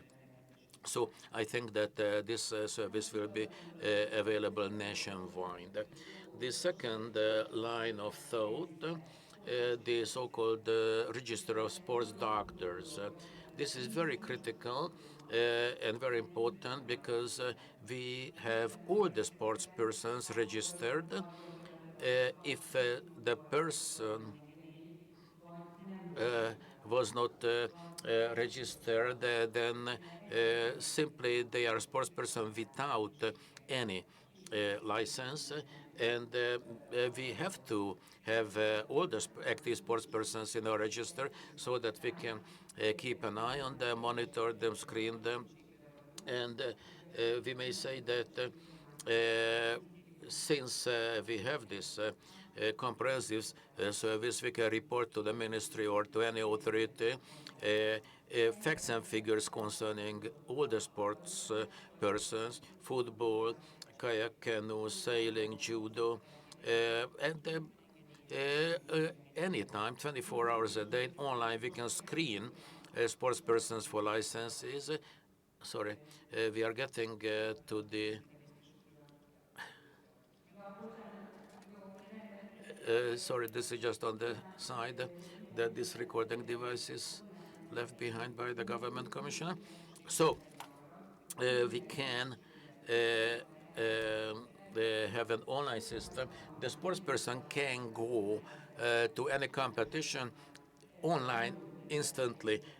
We can provide the license anytime, anywhere. The National Sports Information Service, this is really what we are operating, and it is a huge work. We have truckloads of information in our database, and we are already at the stage of starting the scientific work, drawing the insights and conclusions from such a huge database. This is a treasure trove for the future development. Turning now to the IT system of the National Sports Office, we are speaking about young people. But of course, parents and grandparents are there too, because they were sports persons and they were also registered. And we can really collect data through screening and sports education teaching, dietitian and physical education culture. We really support such conferences which are aiming at the creation of consensus. There can be just about 10 laboratories of performance physiology which give 10 different types of parameters, which means that we do not have a basis for comparison. We must have baselines concerning staff, skills, competence, instrumentation, which is the cornerstone of the accreditation of our system. This is a chart which are put together concerning the operation of the sports hospital. The blue circle depicts the license holders of the sports persons. As I said, just about 408,000, and they are screened and monitored by the sports service. Not only screening is carried out, but the treatment of the competitive sports persons, the treatment, the cure, are also our tasks. First, outpatients department, then rehabilitation, issuing the license, and the squad doctor, and then the person can return to the pitch. So we have a huge database, and this is the bread and butter for the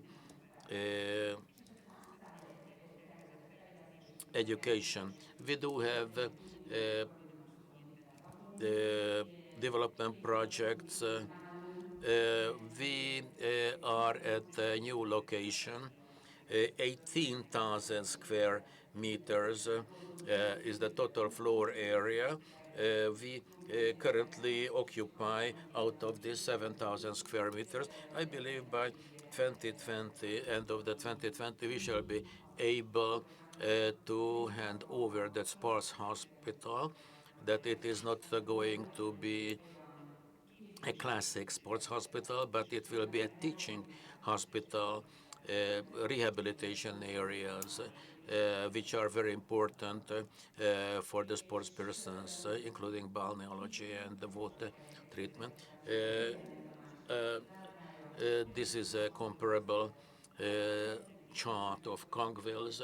If we rotate these congwheels, then the service, the network of the medical doctors, public hygiene, treatment, they are interrelated. And we do it for 2 billion Hungarian forints. It's a fantastic opportunity. Please turn to us. I'm ready, willing, and prepared to face new challenges and to take on new jobs, everything for sports. Both of my children were in competitive sports, and I went so many times to the various events and competitions and races, and no doctors were within sight. So I do know what is the challenge.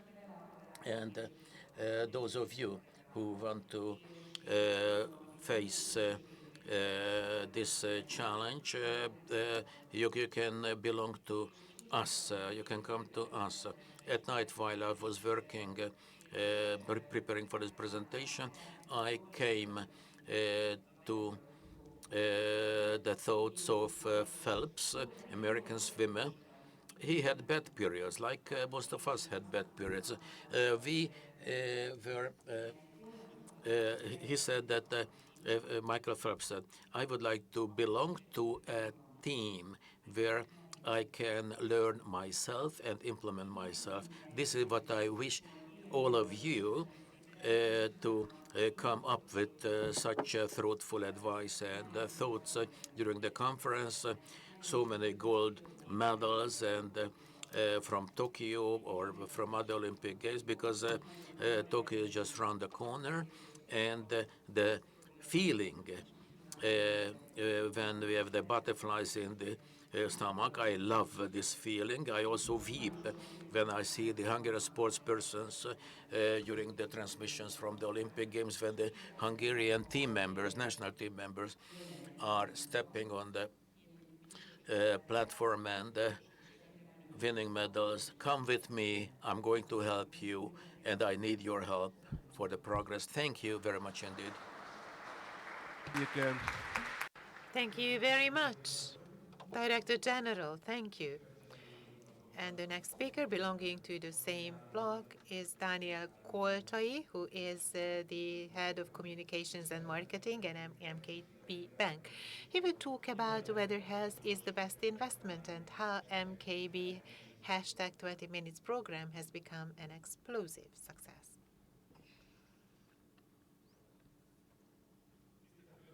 Distinguished ladies and gentlemen, I cordially welcome you, and first allow me to convey to you the best wishes of Dr. Ádám Balogh, CEO of our bank. I also welcome the participants of this conference from the national bodies and the world of science. We are very pleased to host your event. The Secretary of State just 2 speeches ago addressed me in relation to the venue, and I have not been empowered by the CEO to take a position concerning the issues related to the ownership of this building in the future. I can certainly say that also in the future you will be most welcome in this building if you wish to hold similar conferences. So this welcome is extended to the Hungarian military force and the scholars, and I believe the location and this beautiful hall will provide a worthy venue to process these topics. As I have looked at the list of the participants and the topics to be discussed by our conference, I felt a little challenged, and it made me think. And I thought how I can rise to the challenge in the presence of so many outstanding scholars. I am working in a for-profit financial institution, and of course we do have a professional program that is related to the topic, but I did feel challenged, and as I was listening to the presentations, I felt more and more emboldened, and I realized that there is a point of connection. Although our fields of activities are perhaps detached from one another, but I do believe that my next slides will tell you something new, and we can also give you some impulses and positive inspirations as to how we can engage in programs that aim at providing preventive care, and what the connection points are through which we can address broader circles in our society.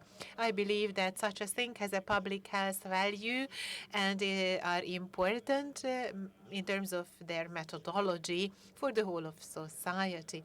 So let us get started. Only very briefly, to put things in the picture and to let you know who we are and how we are related to the topic of health. So basically, our position is as follows. This bank is a universal service bank owned by Hungarian shareholders. Our size is in the medium range. We have a long history. We are perhaps one of the longest standing in the financial sector of Hungary. We cherish traditional values. Our customers have been banking with us for several decades. So this is an old, long-standing financial institution with a certain fame, and we have loyal clients. And in addition to the normal relationship between a bank and its customers, we believe that our tradition obliges us to do certain things, including sports. At the moment, we have 16 sports units in which our colleagues are engaged in sports. I believe more than 50% are actively doing some sport in this bank, and in the autumn as well as in the spring periods we have traditional sport events where we are collecting mileage and competing against one another. So sport and health are an organic part of our everyday life. And this policy is obviously supported by our HR measures and programs. Actively, we are providing preventive care, and we try to provide the right work-life balance to our employees and a very optimal workplace environment. By itself, all this sounds very businesslike, but I do wish to highlight at this conference that there was a few things that eventually led us to introducing this program. So first and foremost, let me emphasize that health and thinking about health is a part and parcel of our corporate culture. This ideology, I think, is a universal value that is appreciated and should be appreciated by everybody. When a few years ago we thought about how to stand our ground in the fierce competition in the banking sector, where we have very strong competitors, and we must speak with a unique voice and convey the message to our customers that we are a responsible bank and they can trust us with their money. And if we say that we have excellent credit products, that the money put in our bank is in a good place, then we are just saying the same things that other banks say, and we have not said anything new or special. So in-house, we try to identify the special points in our 66-year-long history and what we are really proud of and what drives us ahead and what is it that can be of value to the outside world of all these things. And the conclusion was health and the health-conscious thinking. And based on this, we can provide support to issues supported by society in general. And we can also support these causes by funding. And we hope that a market and efficient representation and advocacy for this issue will exert a positive impact on our brand, and the customers will associate us with positive things in the future. So these were the ideas that eventually led us to introducing the 20 minutes program of MKB, namely that health is the best investment. And we truly believe in this in-house as well. And the program is basically addressed to the broader public. The philosophy behind it is that the ideas should be communicated in an easily understandable manner, and this is key to understanding our program, and this is a policy that we always apply to every program. So this is, of course, from a marketing side that I'm saying this. So these are deeply professional topics and sometimes not easily understandable to the everyday person. And we try to break these issues down to a level that is more easily comprehensible. So exercise, nutrition, family, and me time. These are the 4 components of the program. The me time should be dedicated to our own spiritual development and peace and quiet. So we believe that these are the 4 components that cover every aspect of mental and bodily health. And these are the areas where we can convey useful messages to those interested. But who are these people who are interested? Well, in fact, everybody, because health care and the protection of our health is a public matter, and the more are informed, the better. Of course, we convey these messages to our customers, and we also address our business partners who can be our competitors. And we try to be a model in the banking sector so that it becomes generally accepted in the banking sector that we have a corporate social responsibility program. And of course, we also dedicate these programs to our colleagues so that health and family both will have the rightful place in their lives too. And this is the most marketing professional slide that I would like to show you. And of course, it is not so complicated and scholarly as the professional documents that are produced in your profession. So we have a web page, and this is an online system, obviously. The web page disseminates healthcare tips and recommendations to those who follow us. And in relation to this, we also use various communications channels and platforms where we endeavor to provide the most relevant and specific messages possible. So we have our own Facebook community. Instagram is also used as a channel, which is very popular, and it has proven to be very efficient. We issue newsletters, and we have also started community sports programs where also in reality we help those who want to dedicate 20 minutes each day to their health. And the program itself, if it wouldn't be efficient enough, this program wouldn't be efficient enough if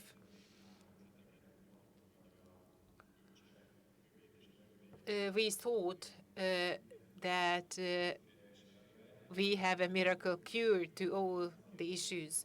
And realizing our shortcomings, we decided to invite expert mentors in respective areas who have already built up a brand name in their own respective areas, who are properly experienced and who can provide added value through their ideas and tips, and as a result can support and help people walk on a path of health and a healthy lifestyle.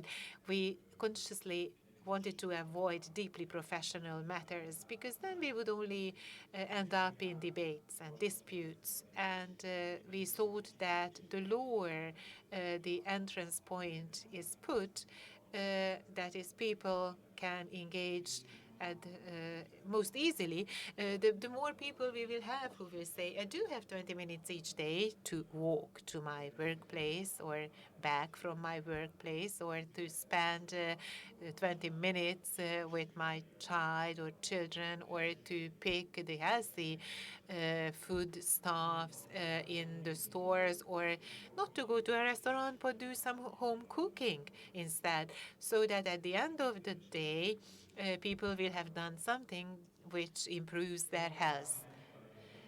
And our mentors have served our cause and continue to do so with some very important tips, with blog notes and videos and daily tips. And the followers, the number of the followers is increasing all the time. But from time to time, we have been looking for even more publicly known, acclaimed people. These people are called influencers in modern language, who are the ambassadors of a brand, and who can commit themselves to a cause and who can motivate other people and dedicate their attention to the importance of upholding their health. And from time to time in campaigns, we have invited them to join our program, and we are asking them to take advantage of their popularity and address the people who are following them, so that these people are increasingly actively associated with a healthy lifestyle. As I said, it's important to be credible. And in-house, in this respect, we are doing well, and we have tried to demonstrate this to the external world as well through our program. The colleagues in the slide, the images, the faces, are each and every one of them are colleagues, and in addition to their normal job, they are also engaged in other sport activities, leisure activities, recreational activities, and they have written down their own personal experiences, whereby they have made the program more personal, so they can be viewed as our guest mentors. The program was launched 10 months ago, and we have dedicated a lot of hours and resources and energy into the program. The 10 months proved to be sufficient to generate 3,000 members in our Facebook community. They are posting messages every day, inspiring one another, motivating one another. Whether it's too many or too few, well, it depends on how you look at it. But now we can say that there are 3,000 people who are open to a more healthy lifestyle. And even if it was 3, it would be more than nothing. And we will not stop now. We continue dashing ahead. And this is a very mutually inspiring community. And we believe that the idea should be carried forth. And we are proud of our achievements so far. I will try to continue, but yes, I understand now. As I have said, we have a web page, and this represents the central component of our network. And since the launch of the program, we have posted 115 health articles. 250,000 individual visitors visited our site. 2,000 people each week read our newsletters, and each month almost 50,000 people return to us for tips and advice. The numbers by themselves are important. As a bank, we believe in numbers, and we are called to account on the basis of our numbers, and that decides if we are successful or we have failed. And we believe these figures are impressive in-house, but once again, again, let me emphasize to you that we are not enchanted by the figures alone. We always look into what is behind the figures. And behind the figures, we see that we have this number of people who are not visiting us for financial tips, but for the sake of our tips related to their health in order to uphold their good health status or improve it. So this is how they become a member of our community, and I think it is fair to conclude that we are pursuing an important and useful goal. I will not go into every one of the details of the performance of our various channels. Perhaps one more remark, and in relation to this slide, because I think it's important to understand the demographic development behind the program. Quite visibly, the ladies are more receptive and more open to this topic. And in the autumn, we had a dedicated campaign where we tried to motivate the gentlemen through the ladies to pursue a more healthy lifestyle. And typically, it is the 35 to 45 age category and the 25 to 35 age category that are more active, but we try to motivate the more senior generation as well. And in terms of geographical information in the county towns, we are present too, but we have a stronger presence in the capital, but we are present in the country too. And then another marketing issue is that if you also want to launch such programs and if you want to communicate efficiently through online channels, then please remember that mobile phones represent the number one device for which you should optimize the length and the nature of your messages. This is a Dragon Boating Association iconic photograph that I would like to say goodbye to you by. So thank you very much for this opportunity to host you here and to learn from you through your presentations. And from what we have heard today, I think I can fairly conclude that this will be a very useful conference. I wish you successful deliberations and a very pleasant remaining part of the day. Thank you. Just for a second, Director, I would like to hand over to you a token of our appreciation and for the fact that you have hosted us, you are hosting us here in this most beautiful building. And as for us, we continue working on the issue. So thank you very much, and this block is now over. And you could see that we are slightly behind schedule, and we have decided that as a result we will resume again at 11:30, but now we will have a coffee break. Thank you very much, and thank you, chairs, Dr. István Kunszabó, Major General, and Professor Norbert Vikongát for acting as our chairs, as well as Dr. István Simicskó, who is the chair of the Sports Association, as well as Government Commissioner for Sports Education, and I thank Dr. Soós, the Director General of the Sports Institute, and the Communications and Marketing Director of MKB Bank. Let me tell you that the exhibition of the Puskás Institute, displaying the relics of the golden team, can be viewed here in the building in the break, and coffee and crackers are also provided. Of course, nobody is a smoker in this community, but if you do wish to smoke, please go out to the street, and the toilets are signposted on the corridor. So in 50 minutes, we will reconvene here again. Thank you.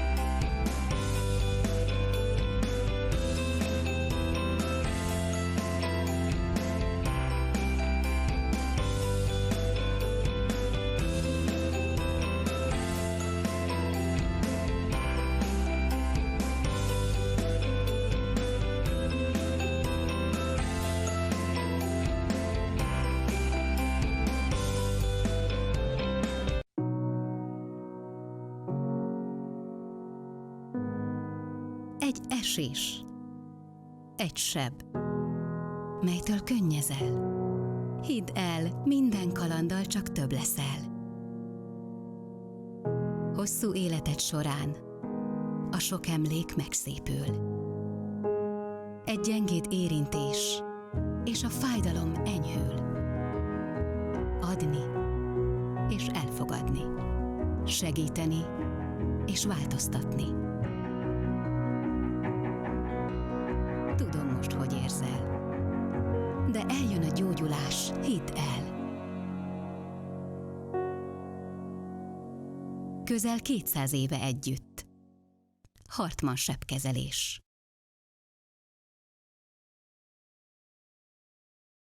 Egy bank szerintünk nem csak a pénzügyekről gondoskodhat, hiszen az igazán fontos dolgokhoz nem is pénz kell.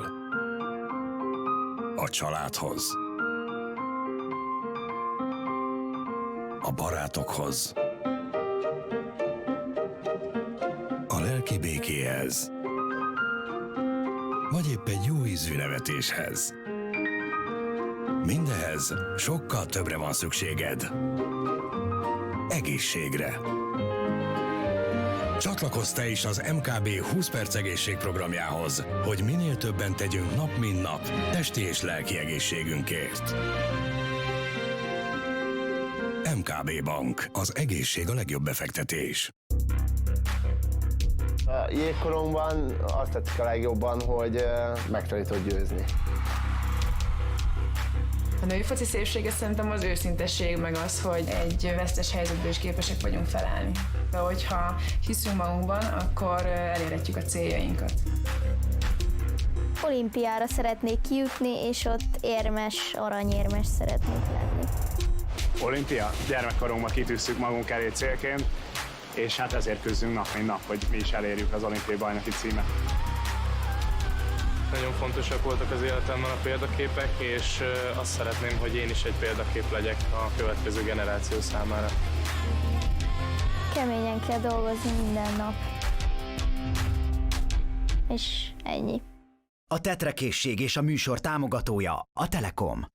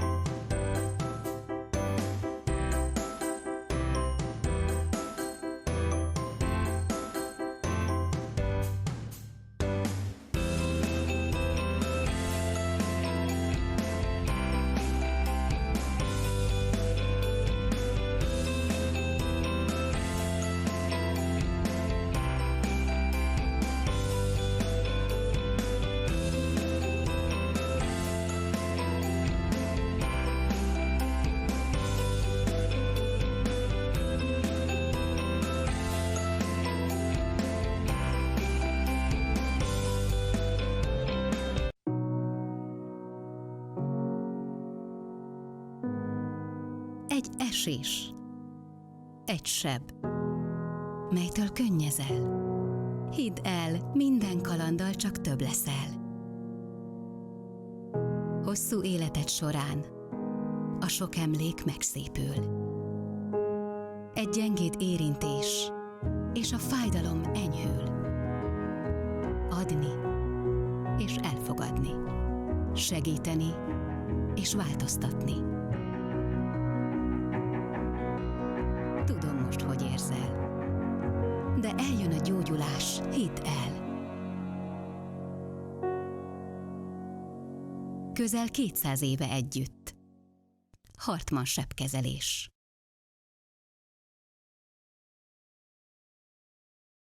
Egy bank szerintünk nem csak a pénzügyekről gondoskodhat, hiszen az igazán fontos dolgokhoz nem is pénz kell. A családhoz, a barátokhoz, a lelki békéhez, vagy épp egy jó ízű nevetéshez. Mindehez sokkal többre van szükséged. Egészségre. Csatlakozz te is az MKB 20 perc egészségprogramjához, hogy minél többen tegyünk nap mint nap testi és lelki egészségünkért. MKB Bank. Az egészség a legjobb befektetés. A jégkorongban azt tetszik a legjobban, hogy meg tudod győzni. A női foci szépsége szerintem az őszintesség, meg az, hogy egy vesztes helyzetből is képesek vagyunk felállni. De hogyha hiszünk magunkban, akkor elérhetjük a céljainkat.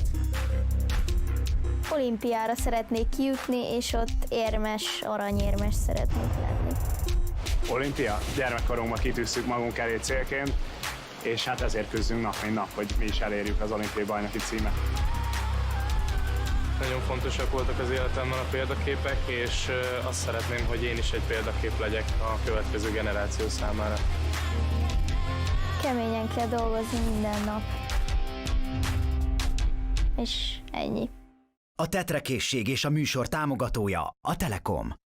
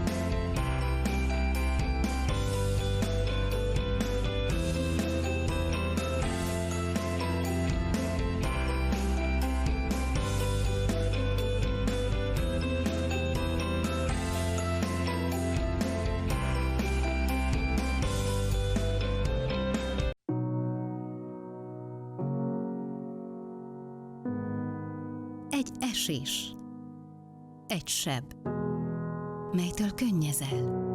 Hidd el, minden kalanddal csak több leszel. Hosszú életed során a sok emlék megszépül. Egy gyengéd érintés, és a fájdalom enyhül. Adni és elfogadni, segíteni és változtatni. Tudom most, hogy érzel, de eljön a gyógyulás, hidd el. Közel 200 éve együtt. Hartmann sebkezelés.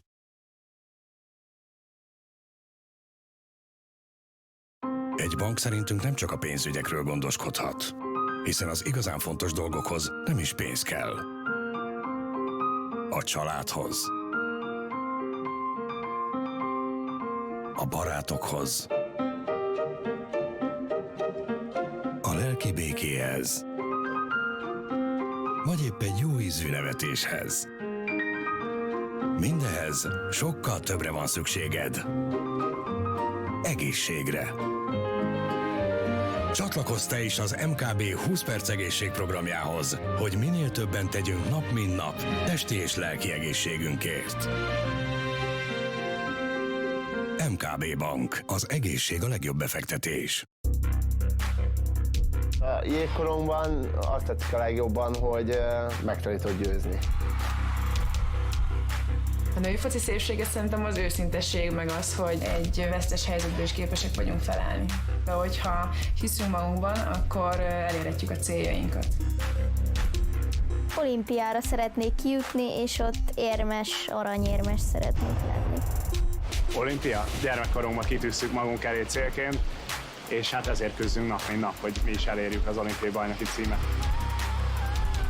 Nagyon fontosak voltak az életemben a példaképek, és azt szeretném, hogy én is egy példakép legyek a következő generáció számára. Keményen kell dolgozni minden nap. És ennyi. A tetrekészség és a műsor támogatója a Telekom.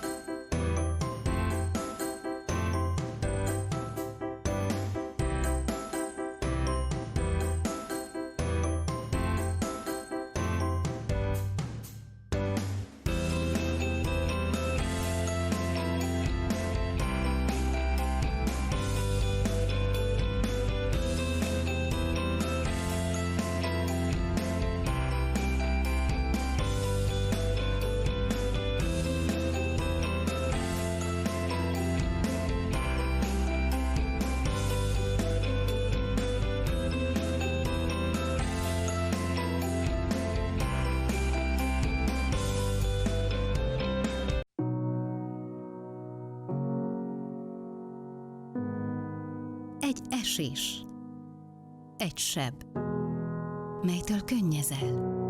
Hidd el, minden kalanddal csak több leszel.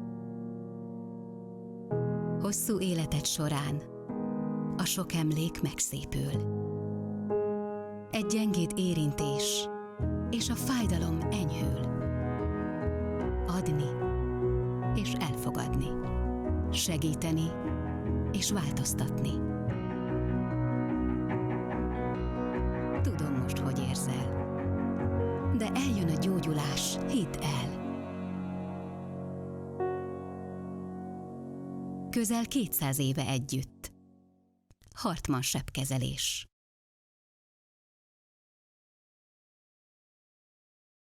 Egy bank szerintünk nem csak a pénzügyekről gondoskodhat, hiszen az igazán fontos dolgokhoz nem is pénz kell.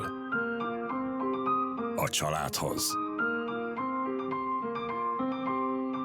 a barátokhoz, a lelki békéhez, vagy épp egy jó ízű nevetéshez. Mindehez sokkal többre van szükséged. Egészségre. Csatlakozz te is az MKB 20 perc egészségprogramjához, hogy minél többen tegyünk nap mint nap testi és lelki egészségünkért. MKB Bank. Az egészség a legjobb befektetés.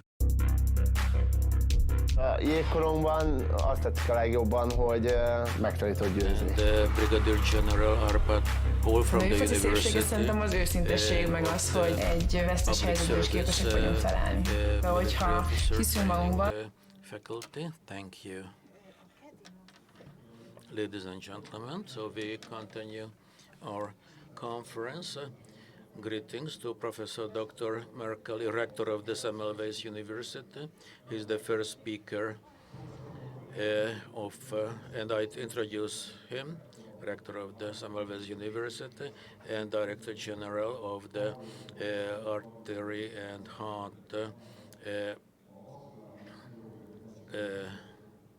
Clinic of Városmajor and cardiological chairman of the professional conference. When I checked with the rector all his position, I asked him to introduce in brief, and he asked me to explain how he loves sports. Thank you very much indeed, and for this distinguishing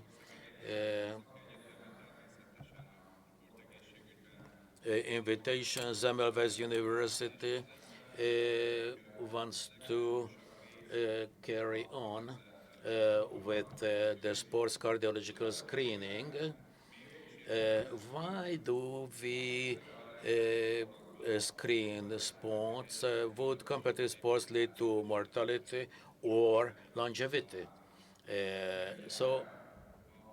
For everything in health and in health science, there is a U-shaped curve. To a certain limit, it is excellent in reducing the mortality, and which contributes to vascular system, which means that the coronary sclerosis is prevented. However, as it is customary, beyond a certain point, this U curve starts raising, and certain unwanted risks appear, which may lead to the deleterious impacts of competitive sports. And if you haven't seen anything like this, just look at the lab results of a marathon runner immediately following the marathon race, and you will see that there are many pathological disturbances. For example, the increase of troponin. But it is also a well-known fact that excessively intensive physical activity increases the risk of heart fibrillation, and the risk increase is 6 times over as opposed to the control group who are not engaged in such heavy physical activities. And myocardial fibrosis and right chamber overburdening, overloading, as well as coronary disturbances can be the cause of what is generally known as response to injury, in addition to hypertension. So hypertension is a natural result, and a certain level of intensity can accelerate coronary diseases. And we are mainly in charge of the health of competitive athletes, and I would like to display 2 such graphs, one from the European Union and the other from the US. And this shows that the below 35 age group has some specific reasons for early death, and in the US, due to the black people population, there is a marked participation in hypertrophical myocardial disease, and with ultrasound examinations, this can be very well checked. And VPV, dilatative cardiomyopathy, coronary diseases are also in the picture. There are some coronary anomalies, myocarditis, and right chamber dysplasia are also included. As opposed to this, the Caucasian people group shows arrhythmia dysplasia. as the main cause of problems. And this is a difficult situation because ultrasound diagnosis is not working very well.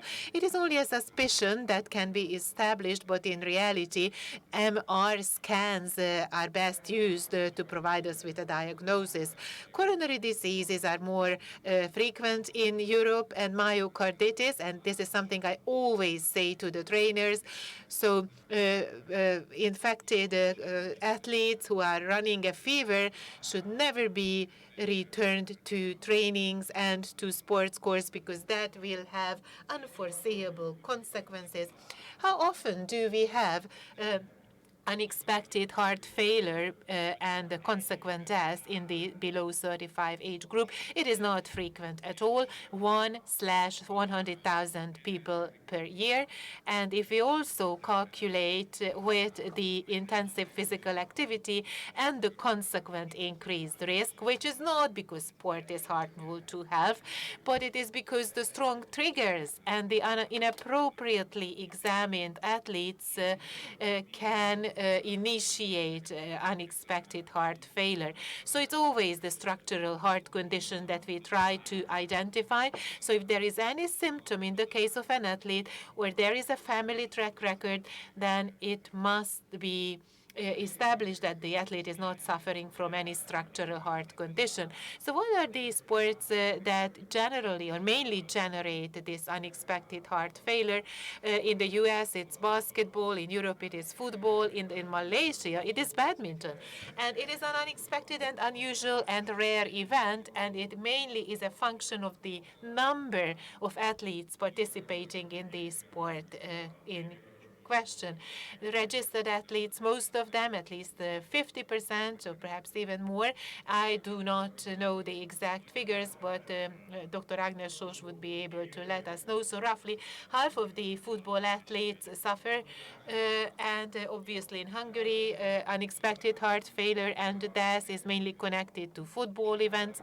But let me also demonstrate that in addition to this, basketball, running, swimming, and tennis are also implicated as causes.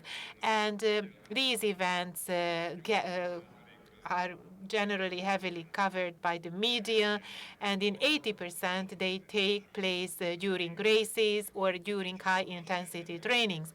Only a small part of it, that is 20%, is what takes place outside this, because physical activity is the trigger, physical and obviously the mental stress that is associated with it. What is the right response for us? The solution is not easy. We do have guidelines, and we also have European guidelines, and we also are actively participate in drawing them up. But we do not have enough information because the events are rare and the whole story is difficult to follow up.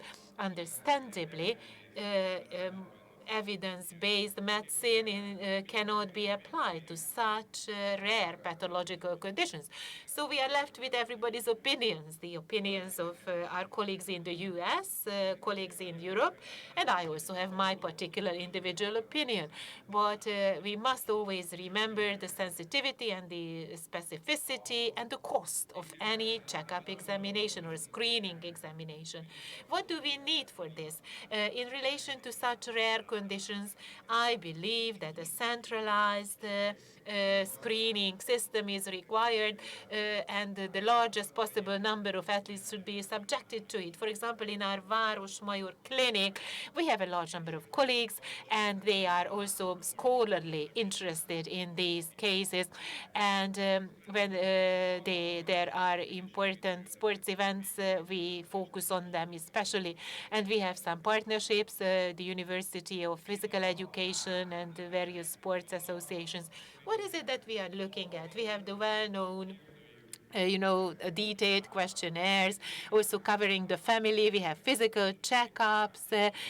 We have 12-diode ECG exams, and generally, if there is nothing that is suspicious, we stop at this point, except for the case when there is a very special athlete who is embarking on a course of achieving the best possible results, and the parameters should be better understood and in his case, and therefore we should continue the checkups and do some imaging scans, and that can also be used as screening exams, spy or ergometrics or heart ultrasound, 24-hour blood pressure examination, and then heart MR scans, CTs, and electrophysiological exams should also be applied.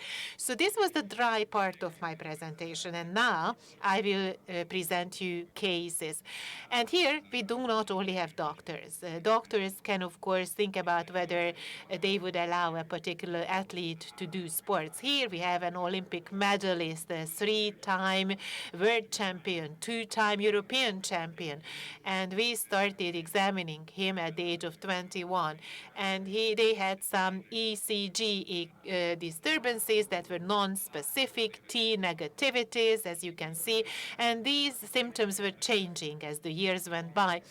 And certain chamber extrasystoles disturbances also appeared.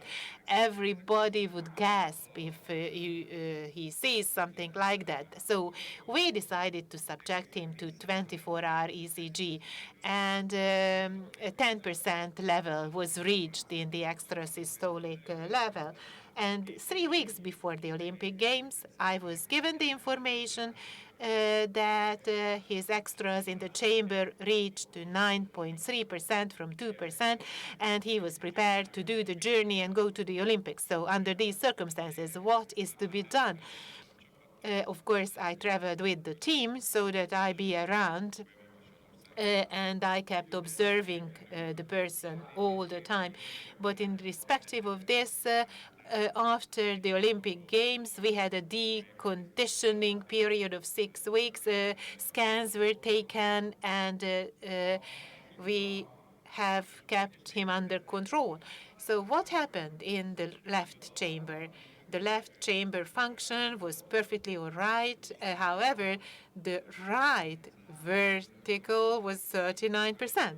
The normal value is 50%. So, of course, we concluded that there is something out of sorts in the right vertical.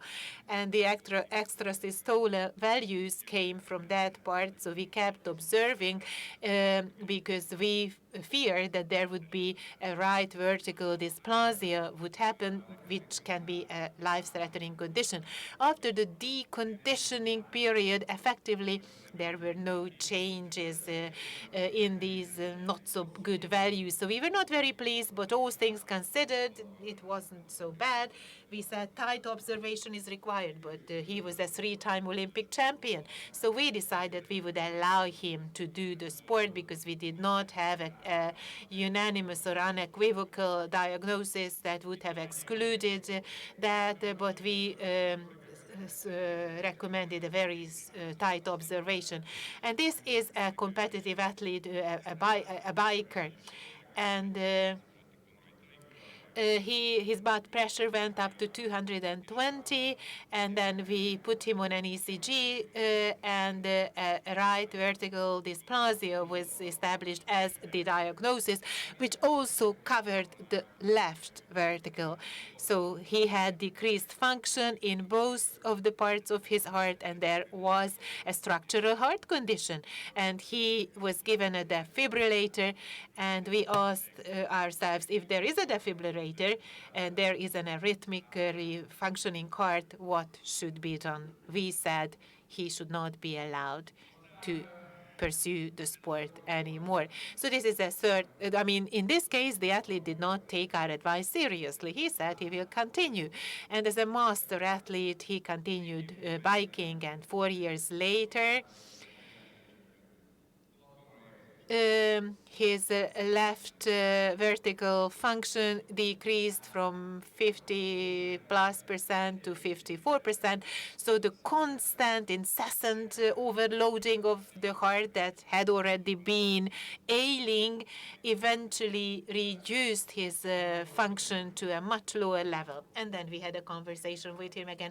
We told him it is not that we prevent you from doing sports, but it is vital that you observe certain limits. And this was an emergency case. A young football player was hit in the chest at the National Championship 1 game, and he had major pain in the chest, and it was feared that he was having a heart attack. And the former artery might be blocked under such conditions, and we thought that this had happened. But the coronary dying eventually produced a negative result, but there was a chest contusion behind, and that also involved the heart peak contusion that could be displayed by an MR scan. And 6 weeks later, however, the ECG result was absolutely normal. There was no edema anymore in the heart. There was some focal persistation. You can always see the scar, which is the white part, and we made him rest for a month, and then the question arose again whether he can engage in sports or not. And if the edema diminishes after such a contusion, in my opinion, the athlete can continue his sport. World Championship, a 34-year-old water polo player. During the evening match, he suddenly had sharp pain in the chest. The massage therapist tried to help him, and his pain was in the back and in the chest as well. And an ECG scan was taken, or exam was taken, and we used the dying protocol. You can see that there was a thrombosis in the upper part of the artery, and we implanted an absorbable stent, and then we had a look at it with the heart MR scan 6 weeks after the intervention. And in an acute situation, there was an edema, but later it was established that only 5% of the heart was subjected to a necrosis. The well-placed stent was quite visible, and then at 3 months we established that his condition was improving, but at 4.5 months, the European Championship was coming up. And what do we say? Well, he has recovered. He only had this single plaque. He doesn't have any coronary disturbances. The heart muscle necrosis only affected 5% of his heart. So we built him up, and he became a member of the silver medalist team at the European Championship. I was just in the U.S. when I was informed that we have 2 days to decide whether or not this young basketball player can be licensed to continue doing the sports. At the Mayo Clinic, he was examined already, and during training, he fainted as many as 3 or 4 times. At the Mayo Clinic, they thought that he had a non-obstructive negative hypertrophic cardiomyopathy, which I said is a common condition in the black population in the U.S. And they thought that during the fainting episodes, during the training, this is what came to the surface. So my recorder was implanted so that he can be questioned about why he lost consciousness. In the U.S., the rules are slightly different, so the risk is shared. If the doctor tells the athlete that this is the chance that you are running for having an immediate and deadly heart failure, then you can decide, the athlete can decide what he wants to do. But in Europe, the rules are slightly different. European legislation prevents doctors and athletes from continuing their sport if the condition prevails. So we could see that there was a person running about him with a defibrillator all the time, and I'm sure that if he had needed it, it would have been applied. So in this case, the athlete had a structurally ill heart, and he had a track record of 4 faintings. In my opinion, if an athlete faints during a competition, that is a very malign symptom. So even if we can, under different circumstances, vasovagal, for example, so of course, if you lose your consciousness because of pain, that is a vasovagal symptom. But Professor Buga's name must be known to you. He explained or told me about a case when he said that the syncopa may be broadly dependent if it comes after overloading. But there is a case, when the heart stops and then there is immediate heart failure because the slow pace of the heart indicates a vertical fibrillation, and it never is restored normally or in a normal, healthy way. And as a result, the patient may die. The ultrasound examination here shows the thickened left vertical, and there was a spiroergometric examination, and the person had only 2 days to decide whether to continue or not, and we were pressurized, and I was phoned from the Mayo Clinic to discuss the issue, and I told them my position, and they said, well, they accepted, but I made it very clear to them that we don't have the same system. We don't allow athletes to decide for themselves. In Europe, the rules are stricter. And the results showed that this person is not healthy. He has lost consciousness 4 times. He can hardly be burdened. Release him, let him go. And they let him go. And this was an atypical hypertrophic cardiomyopathy, and the condition was progressing because we have already identified scars at the Mayo Clinic. They could not yet show the scars, but as a result of our examination, the decision was made not to allow him to continue. And this was another competitive athlete who was about to go to London, and he was an excellent defense player. So we had the 4th position, and I was involved in that. I will let you know why. Because he defended he fended off the goal against Iceland, and I'm telling you because it is important. So we have known this athlete, this player, for 5 years, and he is a huge guy with very good posture, but he has a dilatation in the aorta root.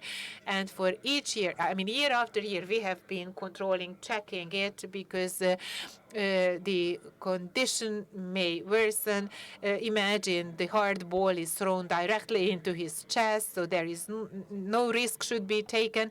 So the factor was measured. It was found to be small or low, and Rector Mocsai was also pleased that the athlete could join the team, and he did play a very important role in us taking the 4th position. This is another competitive athlete in pentathlon. And let me tell you which was the most important part of the decision.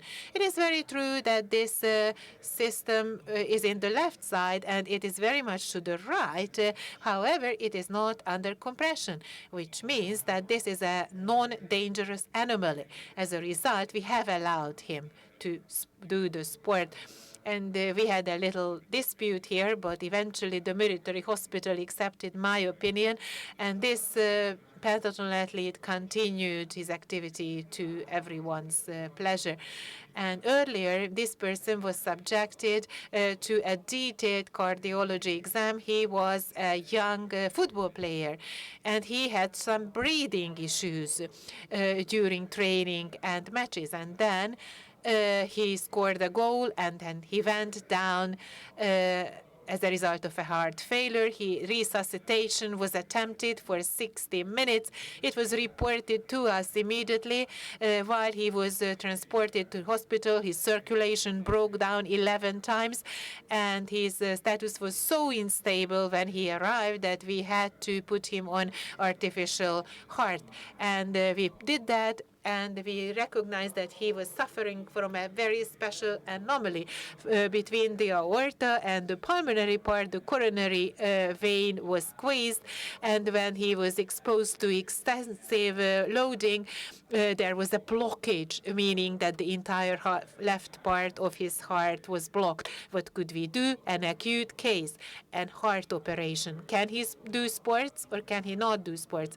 We decided he could, and the decision is now going to the second instance, to the Director General.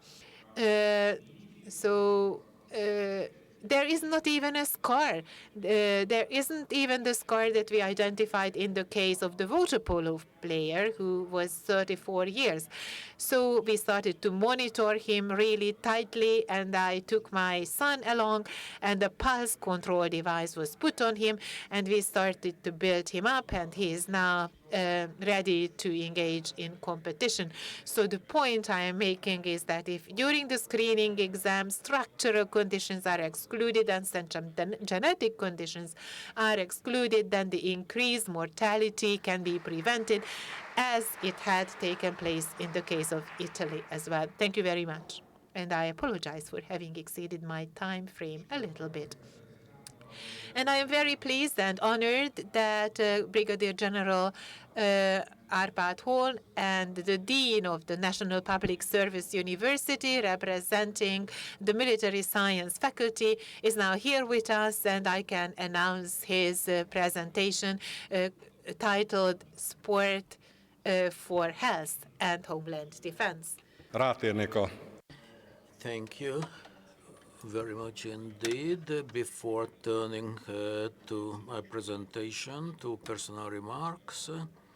One, when I was a junior conscript soldier, we were given a small booklet, the so-called health records book, which was actually recording all the health issues and treatments which we received during the service. I was 18 at that time, and I told them that I don't need this book because I'm absolutely healthy. This is not the case today, but 40 years ago, I must tell you that the military medical service was giving life cycle monitoring of the military. So this is an achievement we should be proud of.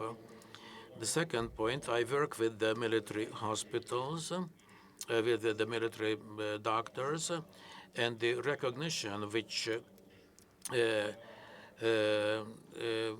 they deserved in Afghanistan as a doctor, as military. They really were part of the team, and they gained international acclaim. Respect and thank you. And now, turning to my presentation, I'm not a sports person and not even a medical person, but I would like to show you some pictures of the sports life of our university, and I would like to take you on a time travel back to the early Ludovica Academy of the Royal Hungarian Defense Force. And also I will speak about sports in the training of civil servants and training of officers. When I saw the title of this conference, I thought it's evidence. If you are in the military, you have to be sporty. This is evident. No, because I can see the new recruits of our university and the military faculty. A great percentage of the candidates or the applicants are not simply suitable for college or university education in the military or defense field. So we have a lot to do. So the history shows that the Hungarian Royal Home Defense Academy, named after Ludovica, had a huge role because Hungary at the time after the peace treaty of Trianon, close to 100 years ago, because we had to still as a loser of the First World War, we had to keep on training officers and military with a healthy body and spirit. You may recall that there was such a thing as the kind of scouts movement, which was compulsory to be participating at the age of 12, going on until the age of 21. This meant physical education, and about 100 years ago, this was not so commonplace, contrasting the situation today when you can go to the gym anytime, anywhere. Gyula Cornish, back in 1928, wrote a treatise about the role of games and physical education and the impact of the military exercises, Swedish exercises. So it was the Act number 8 of 1808, which set up the Military Academy Ludovica, and then teaching started in 1872 out of public funding. And we are so proud of it today. And the biggest donation was made by Empress Ludovica and Count Butler János Párdányi has still his bust set up in the on the campus of the Ludovica Academy, together with the Wiener Neustadt Academy of the Austro-Hungarian Empire. So this was a parallel institution to the one in Wiener Neustadt. So we consider ourselves as the legal successor of the Ludovica Academy. And this doesn't apply only to the faculty of the Defense Force, but the whole University of Public Service. What was the sports life like in Ludovica? A military officer, a gentleman and officer at that time, had to have an above average strength and stamina and posture. And the Sports Association of the Ludovica Academy was set up in 1920. And the objective was to be the vanguard, to be the leading figureheads in sports, all kinds of sports, not only doing the sports, pursuing the sports, but also teaching the sports. If you recall, that time officers were really sporty. This was not a simple thing to achieve. There were major exercises in the green area of the district. They actually had the annual closing ceremony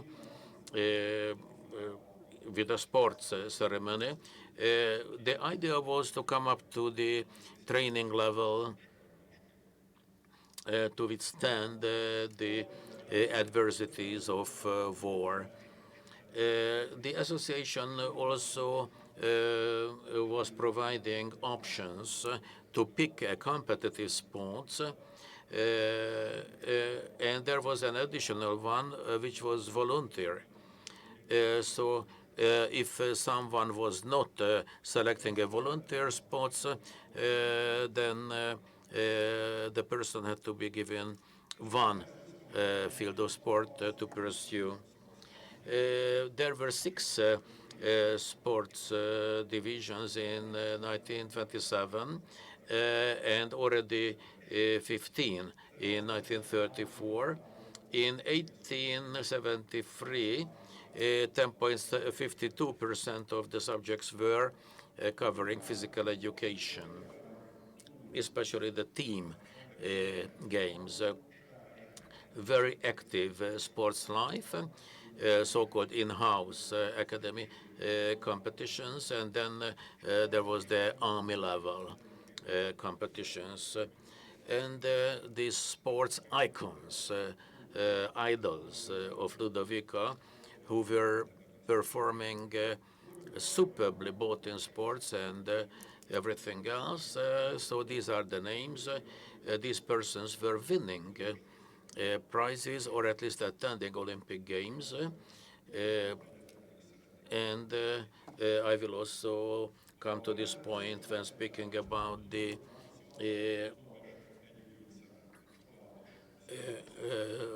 sports facilities. This is fantastic, the campus we have.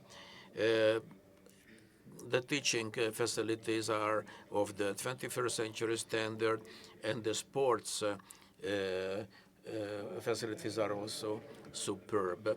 We have defined ourselves as a sporty university.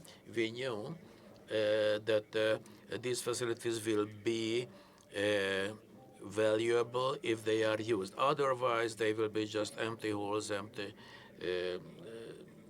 locations. The university must come up to the competitive sports of the whole country. We also organized national competitions, and the leading sports persons and the sport students were given all the support they needed. The organizational framework had to be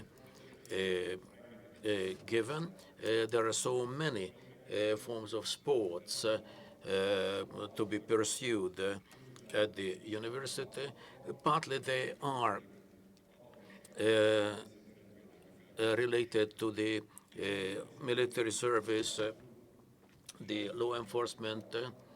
If you look at the 24 divisions, you can see that sports related to disaster management, fire service, military service, law enforcement service.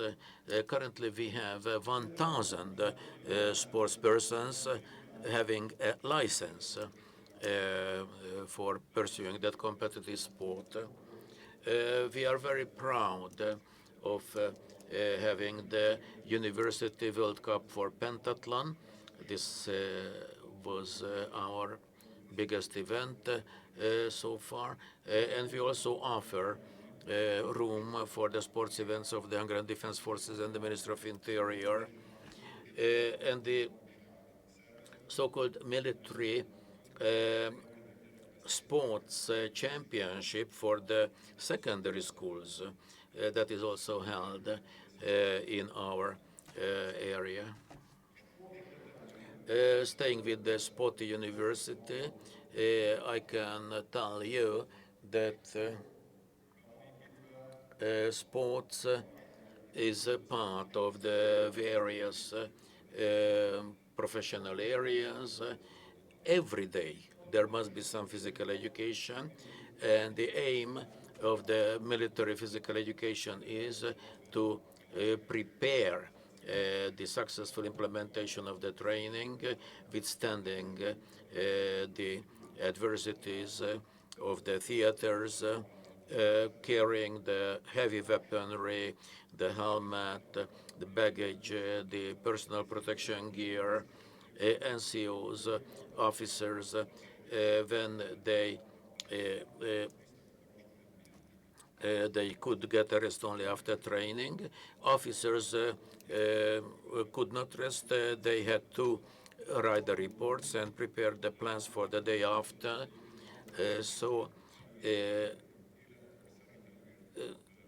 And the physical standard levels are much higher for the candidates, the cadets of the trainees of our university. So it is not by chance that our faculty, HHK, has 390 hours of physical education during the semester. Law enforcement is similar, 360. And there are already civilian branches, public servants, civil servants who have fewer hours, like 120 or 30. We have a swimming pool of 25 meters with 8 lanes, then with a grandstand of 1,200 seats. So the young people going to the yard or looking through the window has the motivation to go out and do something. So motivation is where we have to do more. Then related to the sports branches, horse riding is there clearly. We have our own stable with wonderful horses and trainers.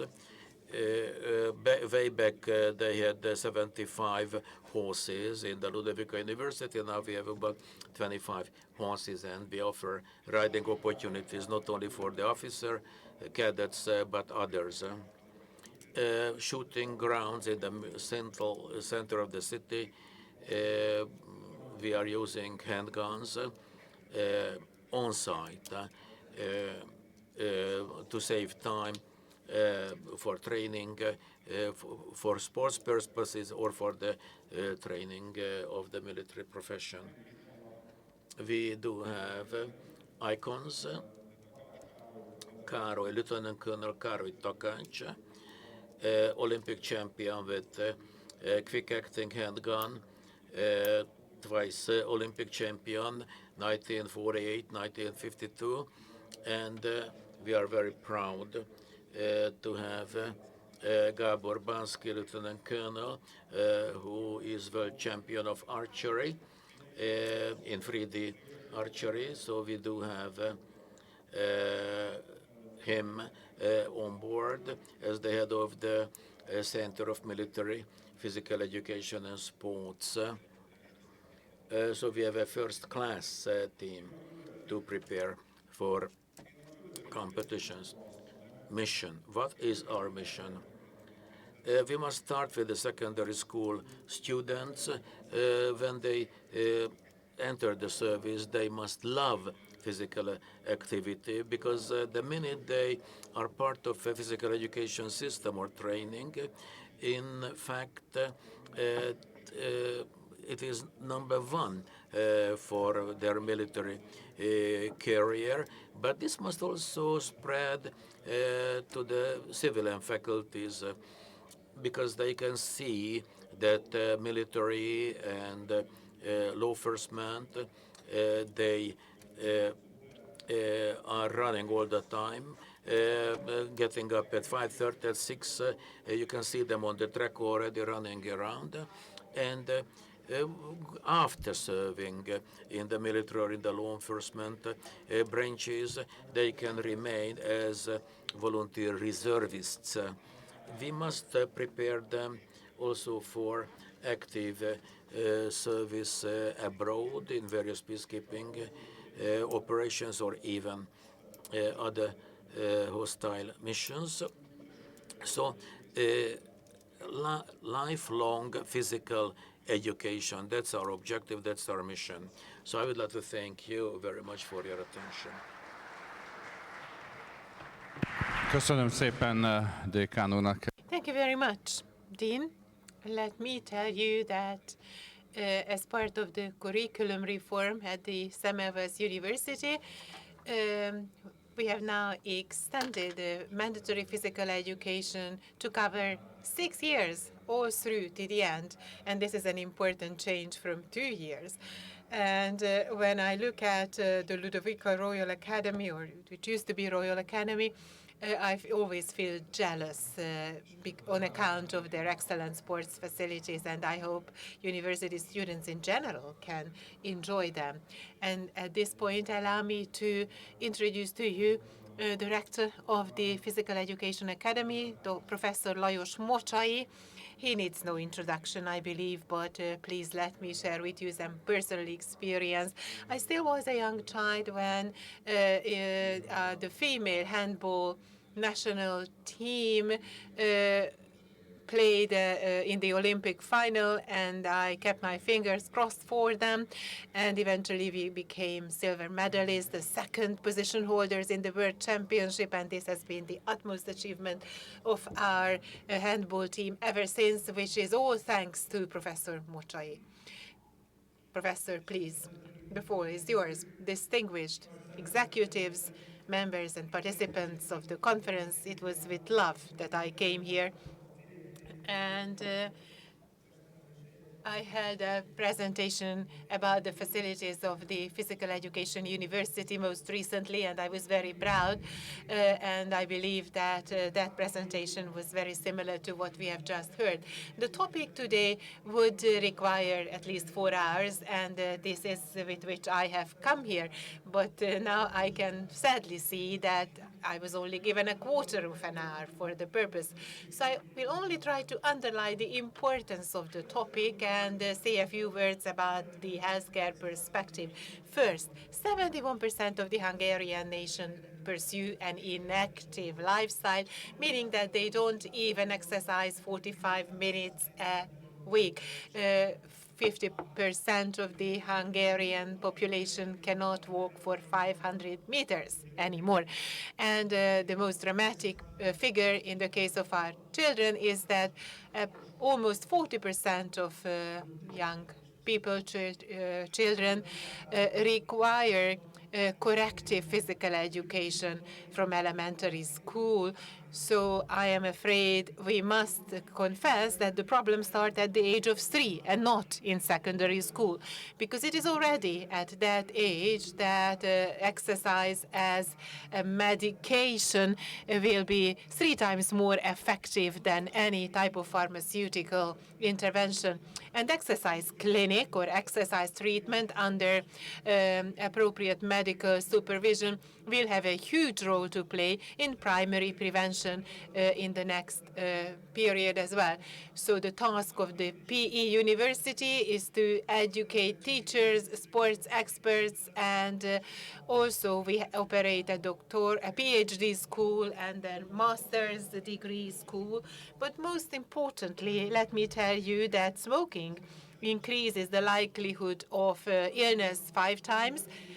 But if you live an inactive life, that risk is 6 times over the average.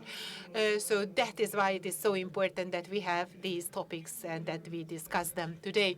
What is success? That's another important point in my presentation. We all want to be successful in our work. We can hardly tolerate failure. Of course, competitive sports involves failure, but let the opponent fail. So I believe that we who are here today are not losers and do not enjoy to be losers. And we have heard about the methodology for how to identify various conditions, and the longitudinal mutually interconnective processes are important because it is by them that we can maintain our good health status. But the curve is there, and it shows very aggressively that after a certain time, competitive sport will not serve the purposes of improving our health. And that is the case in any profession. So, of course, there are risks in whatever you do, but we must be mindful of the risks, and we must help athletes. So I was given a very short period of time, 15 minutes. But what is our goal? Our goal is always success. How can we achieve it? In 2 ways. There is a historical culture of any sport. And the Hungarian sport, compared to our GDP and population, is putting in outstanding performance. We are among the very best nations in the world.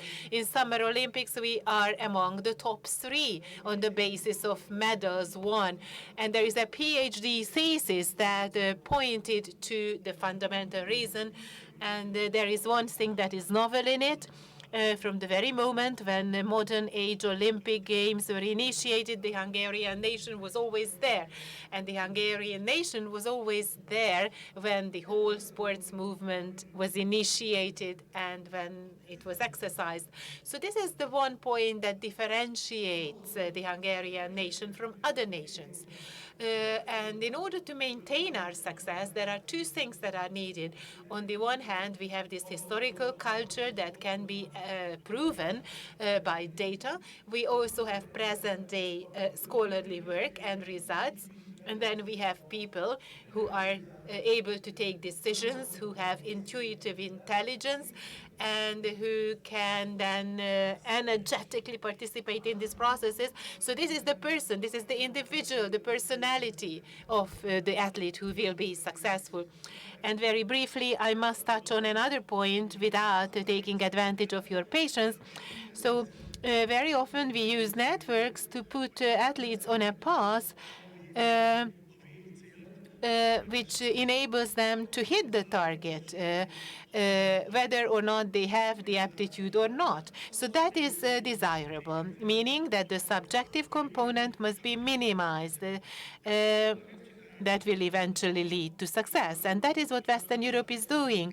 They have those highly competent and knowledgeable trainers, and they have excellent athletes. But that's not what they focus on. They focus on putting in place systems involving a medical background, personality development, etc. And that, as a result of the system, they identify the path that will take the athlete to the successful completion of the process. And then the burden is shared, and the athlete is flying towards success.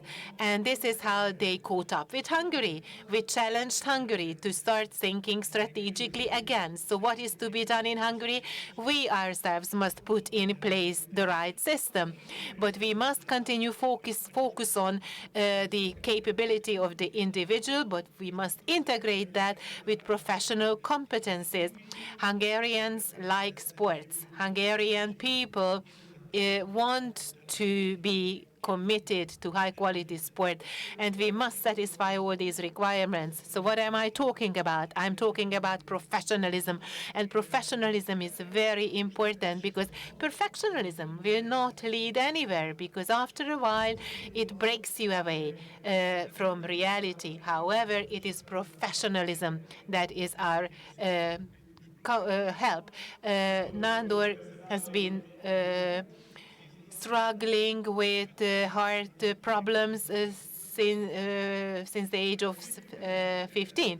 And yet he helped us conquer against Iceland, and he has been very successful. If in the case of an airport controller, a mistake is made, well, that is very undesirable because hundreds and hundreds of people will die in a plane crash. So, of course, there is a responsibility in every profession, and the person who and those do a good job, who always remain in the error zone that is still tolerable for the sake of success. So this is what we should be working for. Ladies and gentlemen, I understand that I have a very short time, so I have not brought a lot of colorful slides. Instead, I want to focus on the innovative parts of how to improve performance. The number one thing is that we have heard about a number of illness groups. And people before me have talked about them.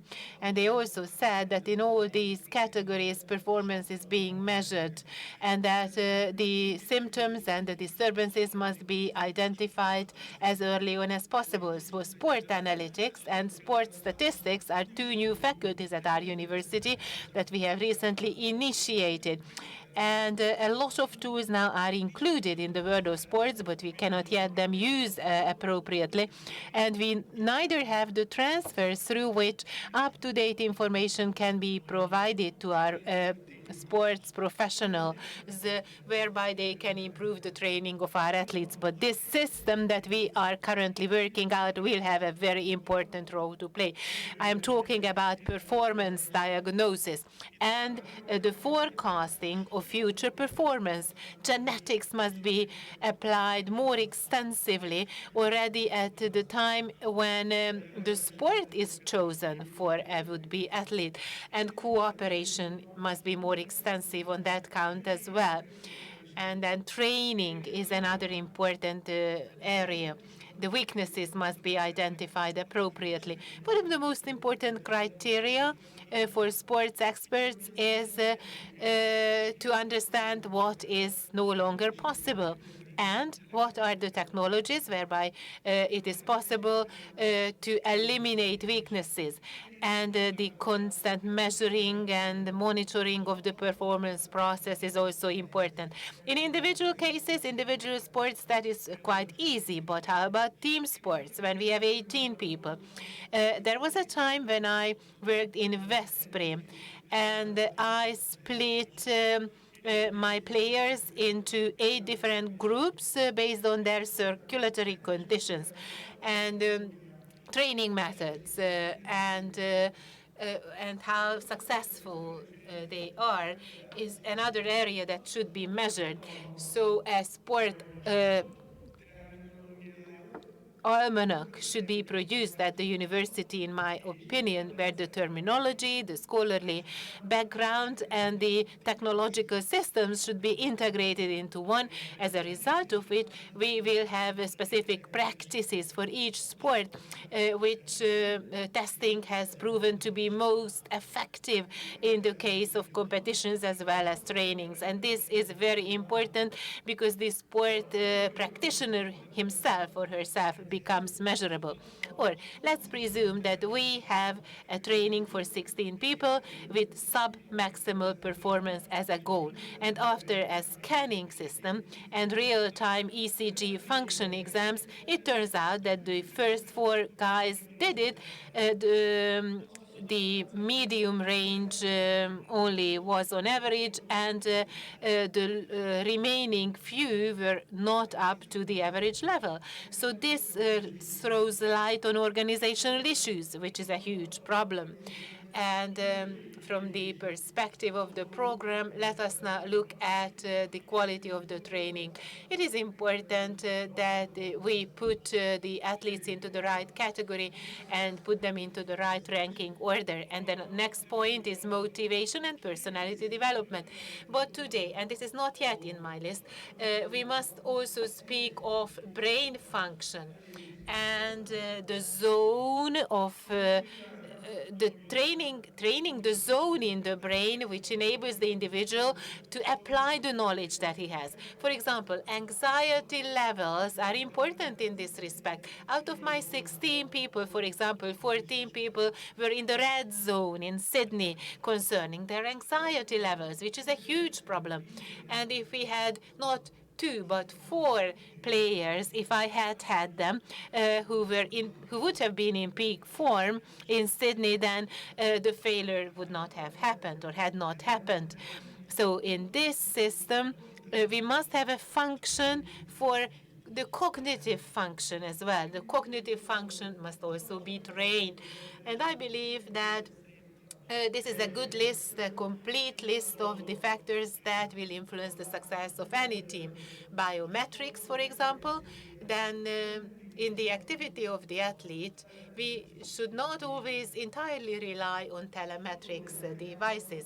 The psychological condition of the athlete, his decision-making ability, which may be rational or irrational, cannot be measured by these devices. So the preparation of the athlete, the training of the athlete must be supplemented and augmented by a new methodology. Namely, the psychological processes must be controlled so that he is helped to reach his utmost potential using scientific methodology. And as I said, I don't want to abuse your patience. I'm just trying to show you the most important factors that deserve our attention. So performance determining or influencing factors in the case of individuals and teams. Development models must be worked out. We already have them in place, but every sport requires very precise and periodically defined systems. Appropriate prevention, rehabilitation. Professor Talai is here with us. My friend, Mr. Talai, was with me in Norway when we had this joint training with the Norwegian team, and we were preparing training for Sydney. And we had a trainer there, a coach there, who has achieved some most impressive results, and his method is known in the Hungarian system as proprioceptivity, and he brought about a major and impressive development, and we did the same as a result of using his method. So prevention periods are used or inserted as independent training periods at our National Academy in our National Academy worked out system. And we are constantly monitoring a process in a structured manner. Injury care and rehabilitation are issues that have already been discussed. My time is up. Can I have 1 or 2 minutes to sum it up all? It is very important to work in a planned, plannable, and expedient manner. Importantly, we must identify the profiles as well as the expectations within the profiles, whereby we can establish aptitudes.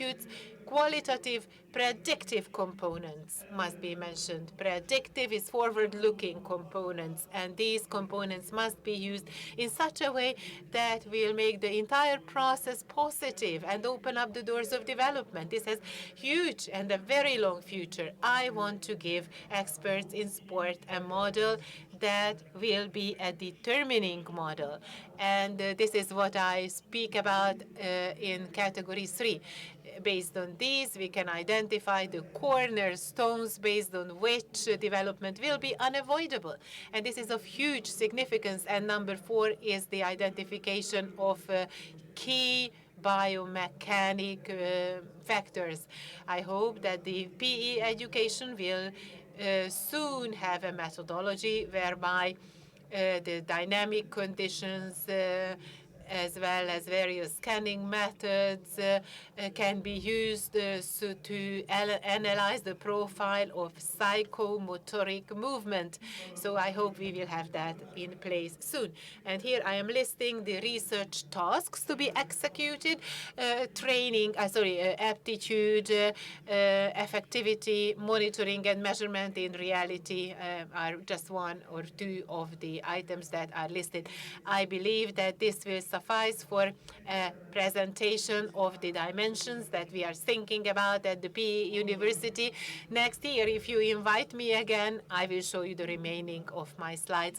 I just wanted to show you that if we want to be successful in sport, it is important that we employ longitudinal measures and use the information in an up-to-date manner, and the psychological, the physiological, and the cognitive information must all be integrated into a single model that will enable us to rise to global standards. Thank you. Our next speaker, University Professor, Economic Sports Manager of Professor Dr. Attila Borbe, PhD, and he's going to speak about his special field because he's economist, engineer, junior sports journalist, graduated from the Brunel University in London with MBA in English, and had a scholarship at Ruskin College, Oxford. Also is president of the various sports training committees and a member of the squad of judo. Greetings to you all. It's very rude to be standing between you and the lunch, but let's keep the peace for the next 15 minutes. As a former member of the Homeland Defense Sports Service, I spent so much time in this building when it was called the Officers Club, and I went to the primary school Apatzai, and I learned judo and played the flipper, and also had my extracurricular activities with the other sex as well, and we also had the cinema pass, and later on I worked together with the leadership of this bank, MKB. So I came home to this building, and the subject I'm going to speak about is the importance of martial arts in the physical education of the youth. We are going to speak about the importance in the home defense activities and sports, and Dr. Simicskó was speaking before me and others this morning. He's the chair of the Military Sports Association. I'm the vice chair. Martial arts are covering a broad area, and I focus on the Oriental Asian segment of the martial arts. I was investigating the philosophy, religion, socio-political correlations of this area, family, school, economic, etc. requirements. So the background is connected to Taoism, Zen.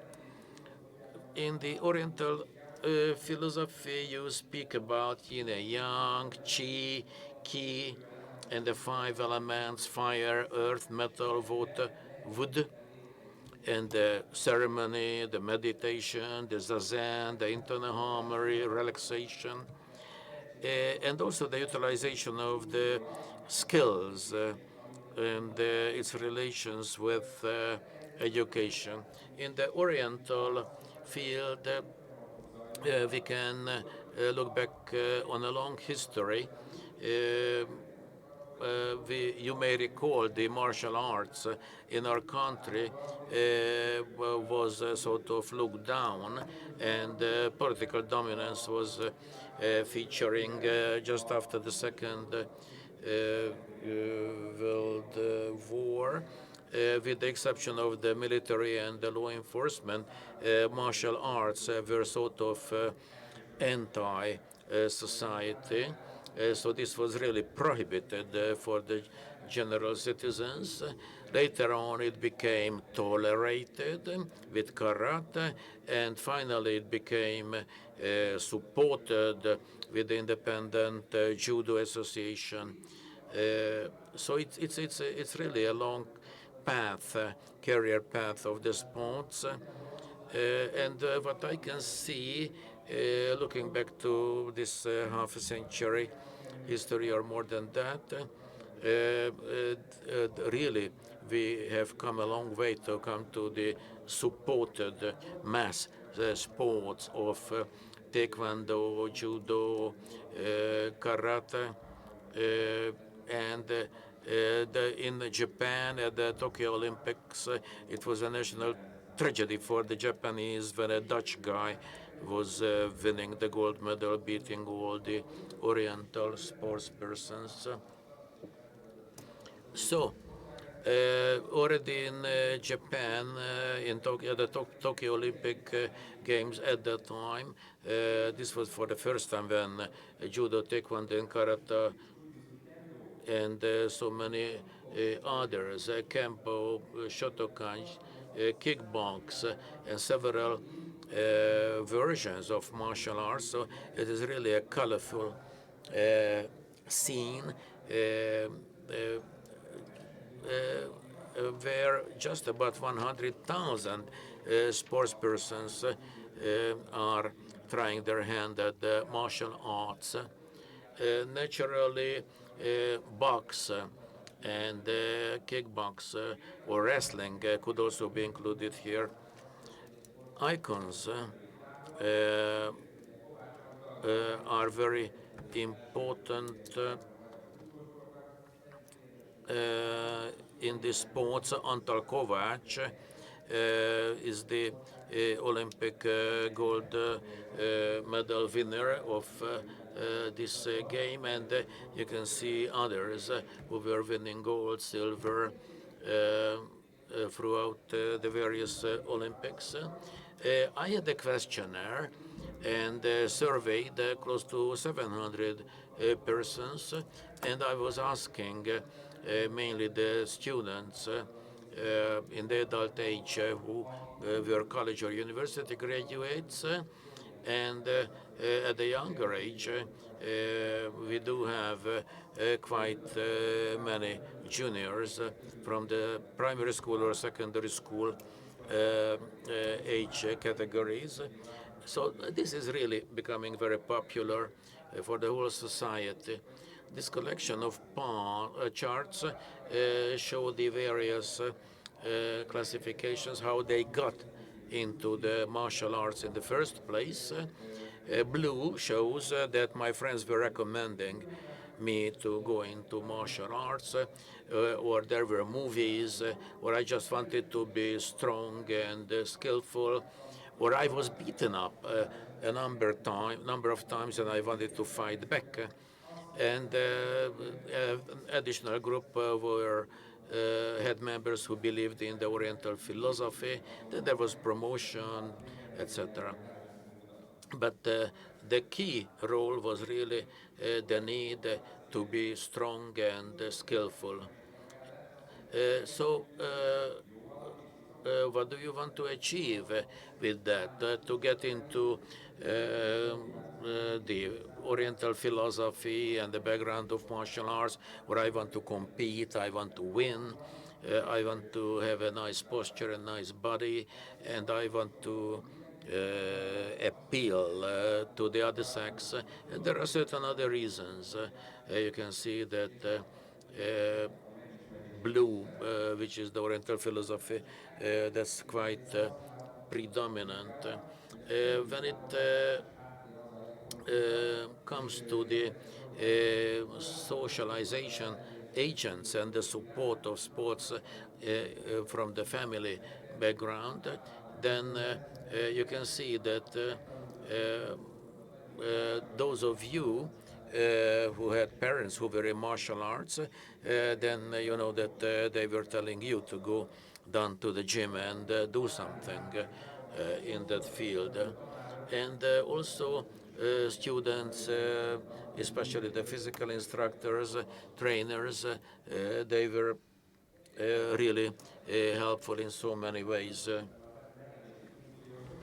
And reliability and strength, and these were the very important feedbacks from so many of the persons interviewed. And as I can show you in the second chart, I can show you honesty, reliability, creativity, deep thinking, and the ability to liaise with others were also important factors. Next group of results is the development of certain personal features, like the development of the individual, or careful about your own skills, should not abuse your special skills, and self-assurance was also there. Most of the leading sports persons are pretty reserved. István Simicskó, government commissioner, is a master of martial arts, and he's a modest person, so not so many of you should know, would know that he's one of the leading sports persons of that field of sport. Also, so for all of you who are interested in numbers, please look at this chart, how many licensed sports persons are influenced by these numbers, and what is the grant from the Minister of Human Resources. Swimming is getting most, and followed by athletics. and wrestling. Together with the rector of the University of Physical Education, Professor Dr. Mocsai, I'm working quite a lot to start the master's training at the Debrecen University.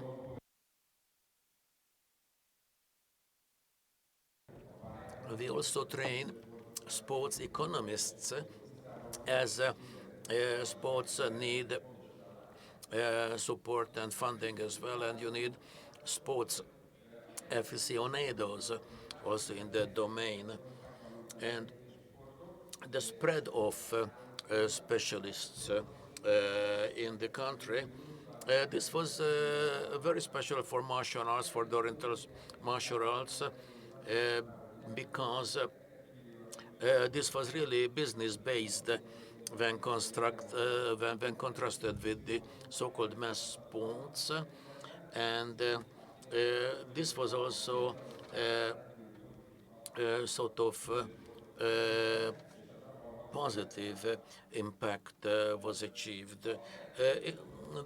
Looking at the conclusions of my survey, I can tell you that the martial arts had varying and increasing role over time, and finally they have integrated into the sports movement and also in the school education. You can pick martial arts within physical education class or even as an additional class already at the primary school.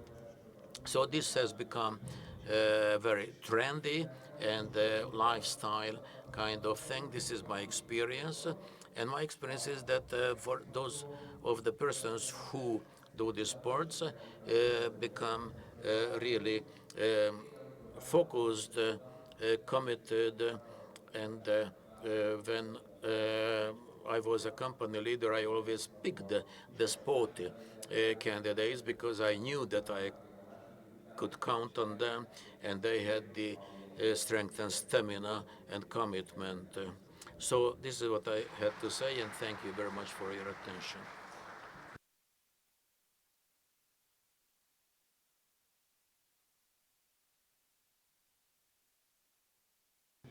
Thank you very much. I believe that we are slightly behind schedule, so if no questions were raised in text messages, then I believe that the lunch break will be a perfect time for an informal discussion about the presentations. So we will pass the floor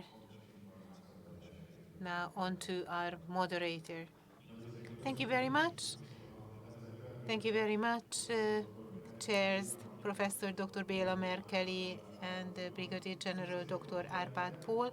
Thank you very much for your attention. And yes, we will have a lunch break now. And as we are slightly behind schedule, we are asking you kindly to return to the hall at 12:30. Not 12, I apologize. At 1:30 is when we reconvene here in the hall again and continue with the presentations. Bon appétit.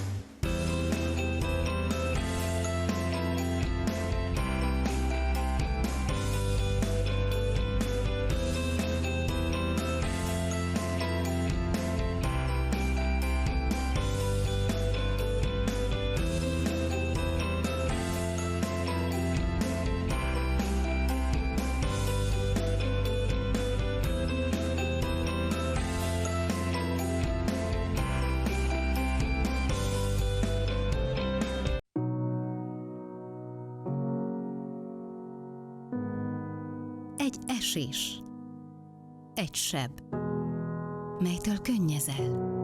Hidd el, minden kalanddal csak több leszel. Hosszú életed során a sok emlék megszépül. Egy gyengéd érintés, és a fájdalom enyhül. Adni és elfogadni. Segíteni és változtatni. Tudom most, hogy érzel. De eljön a gyógyulás, hidd el. Közel 200 éve együtt. Hartmann sebkezelés.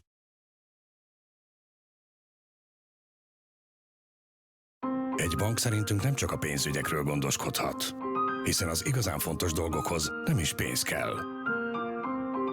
A családhoz, a barátokhoz, a lelki békéhez, vagy épp egy jó ízű nevetéshez. Mindehez sokkal többre van szükséged. Egészségre. Csatlakozz te is az MKB 20 perc egészségprogramjához, hogy minél többen tegyünk nap mint nap testi és lelki egészségünkért. MKB Bank. Az egészség a legjobb befektetés. A jégkorongban azt tetszik a legjobban, hogy meg tudod győzni. A női foci szépsége szerintem az őszintesség, meg az, hogy egy vesztes helyzetből is képesek vagyunk felállni. De hogyha hiszünk magunkban, akkor elérhetjük a céljainkat. Olimpiára szeretnék kijutni, és ott érmes, aranyérmes szeretnék lenni. Olimpia, gyermekkorunkban kitűztük magunk elé célként, és hát ezért küzdünk nap mint nap, hogy mi is elérjük az olimpiai bajnoki címet. Nagyon fontosak voltak az életemben a példaképek, és azt szeretném, hogy én is egy példakép legyek a következő generáció számára. Keményen kell dolgozni minden nap. És ennyi. A tetrekészség és a műsor támogatója a Telekom.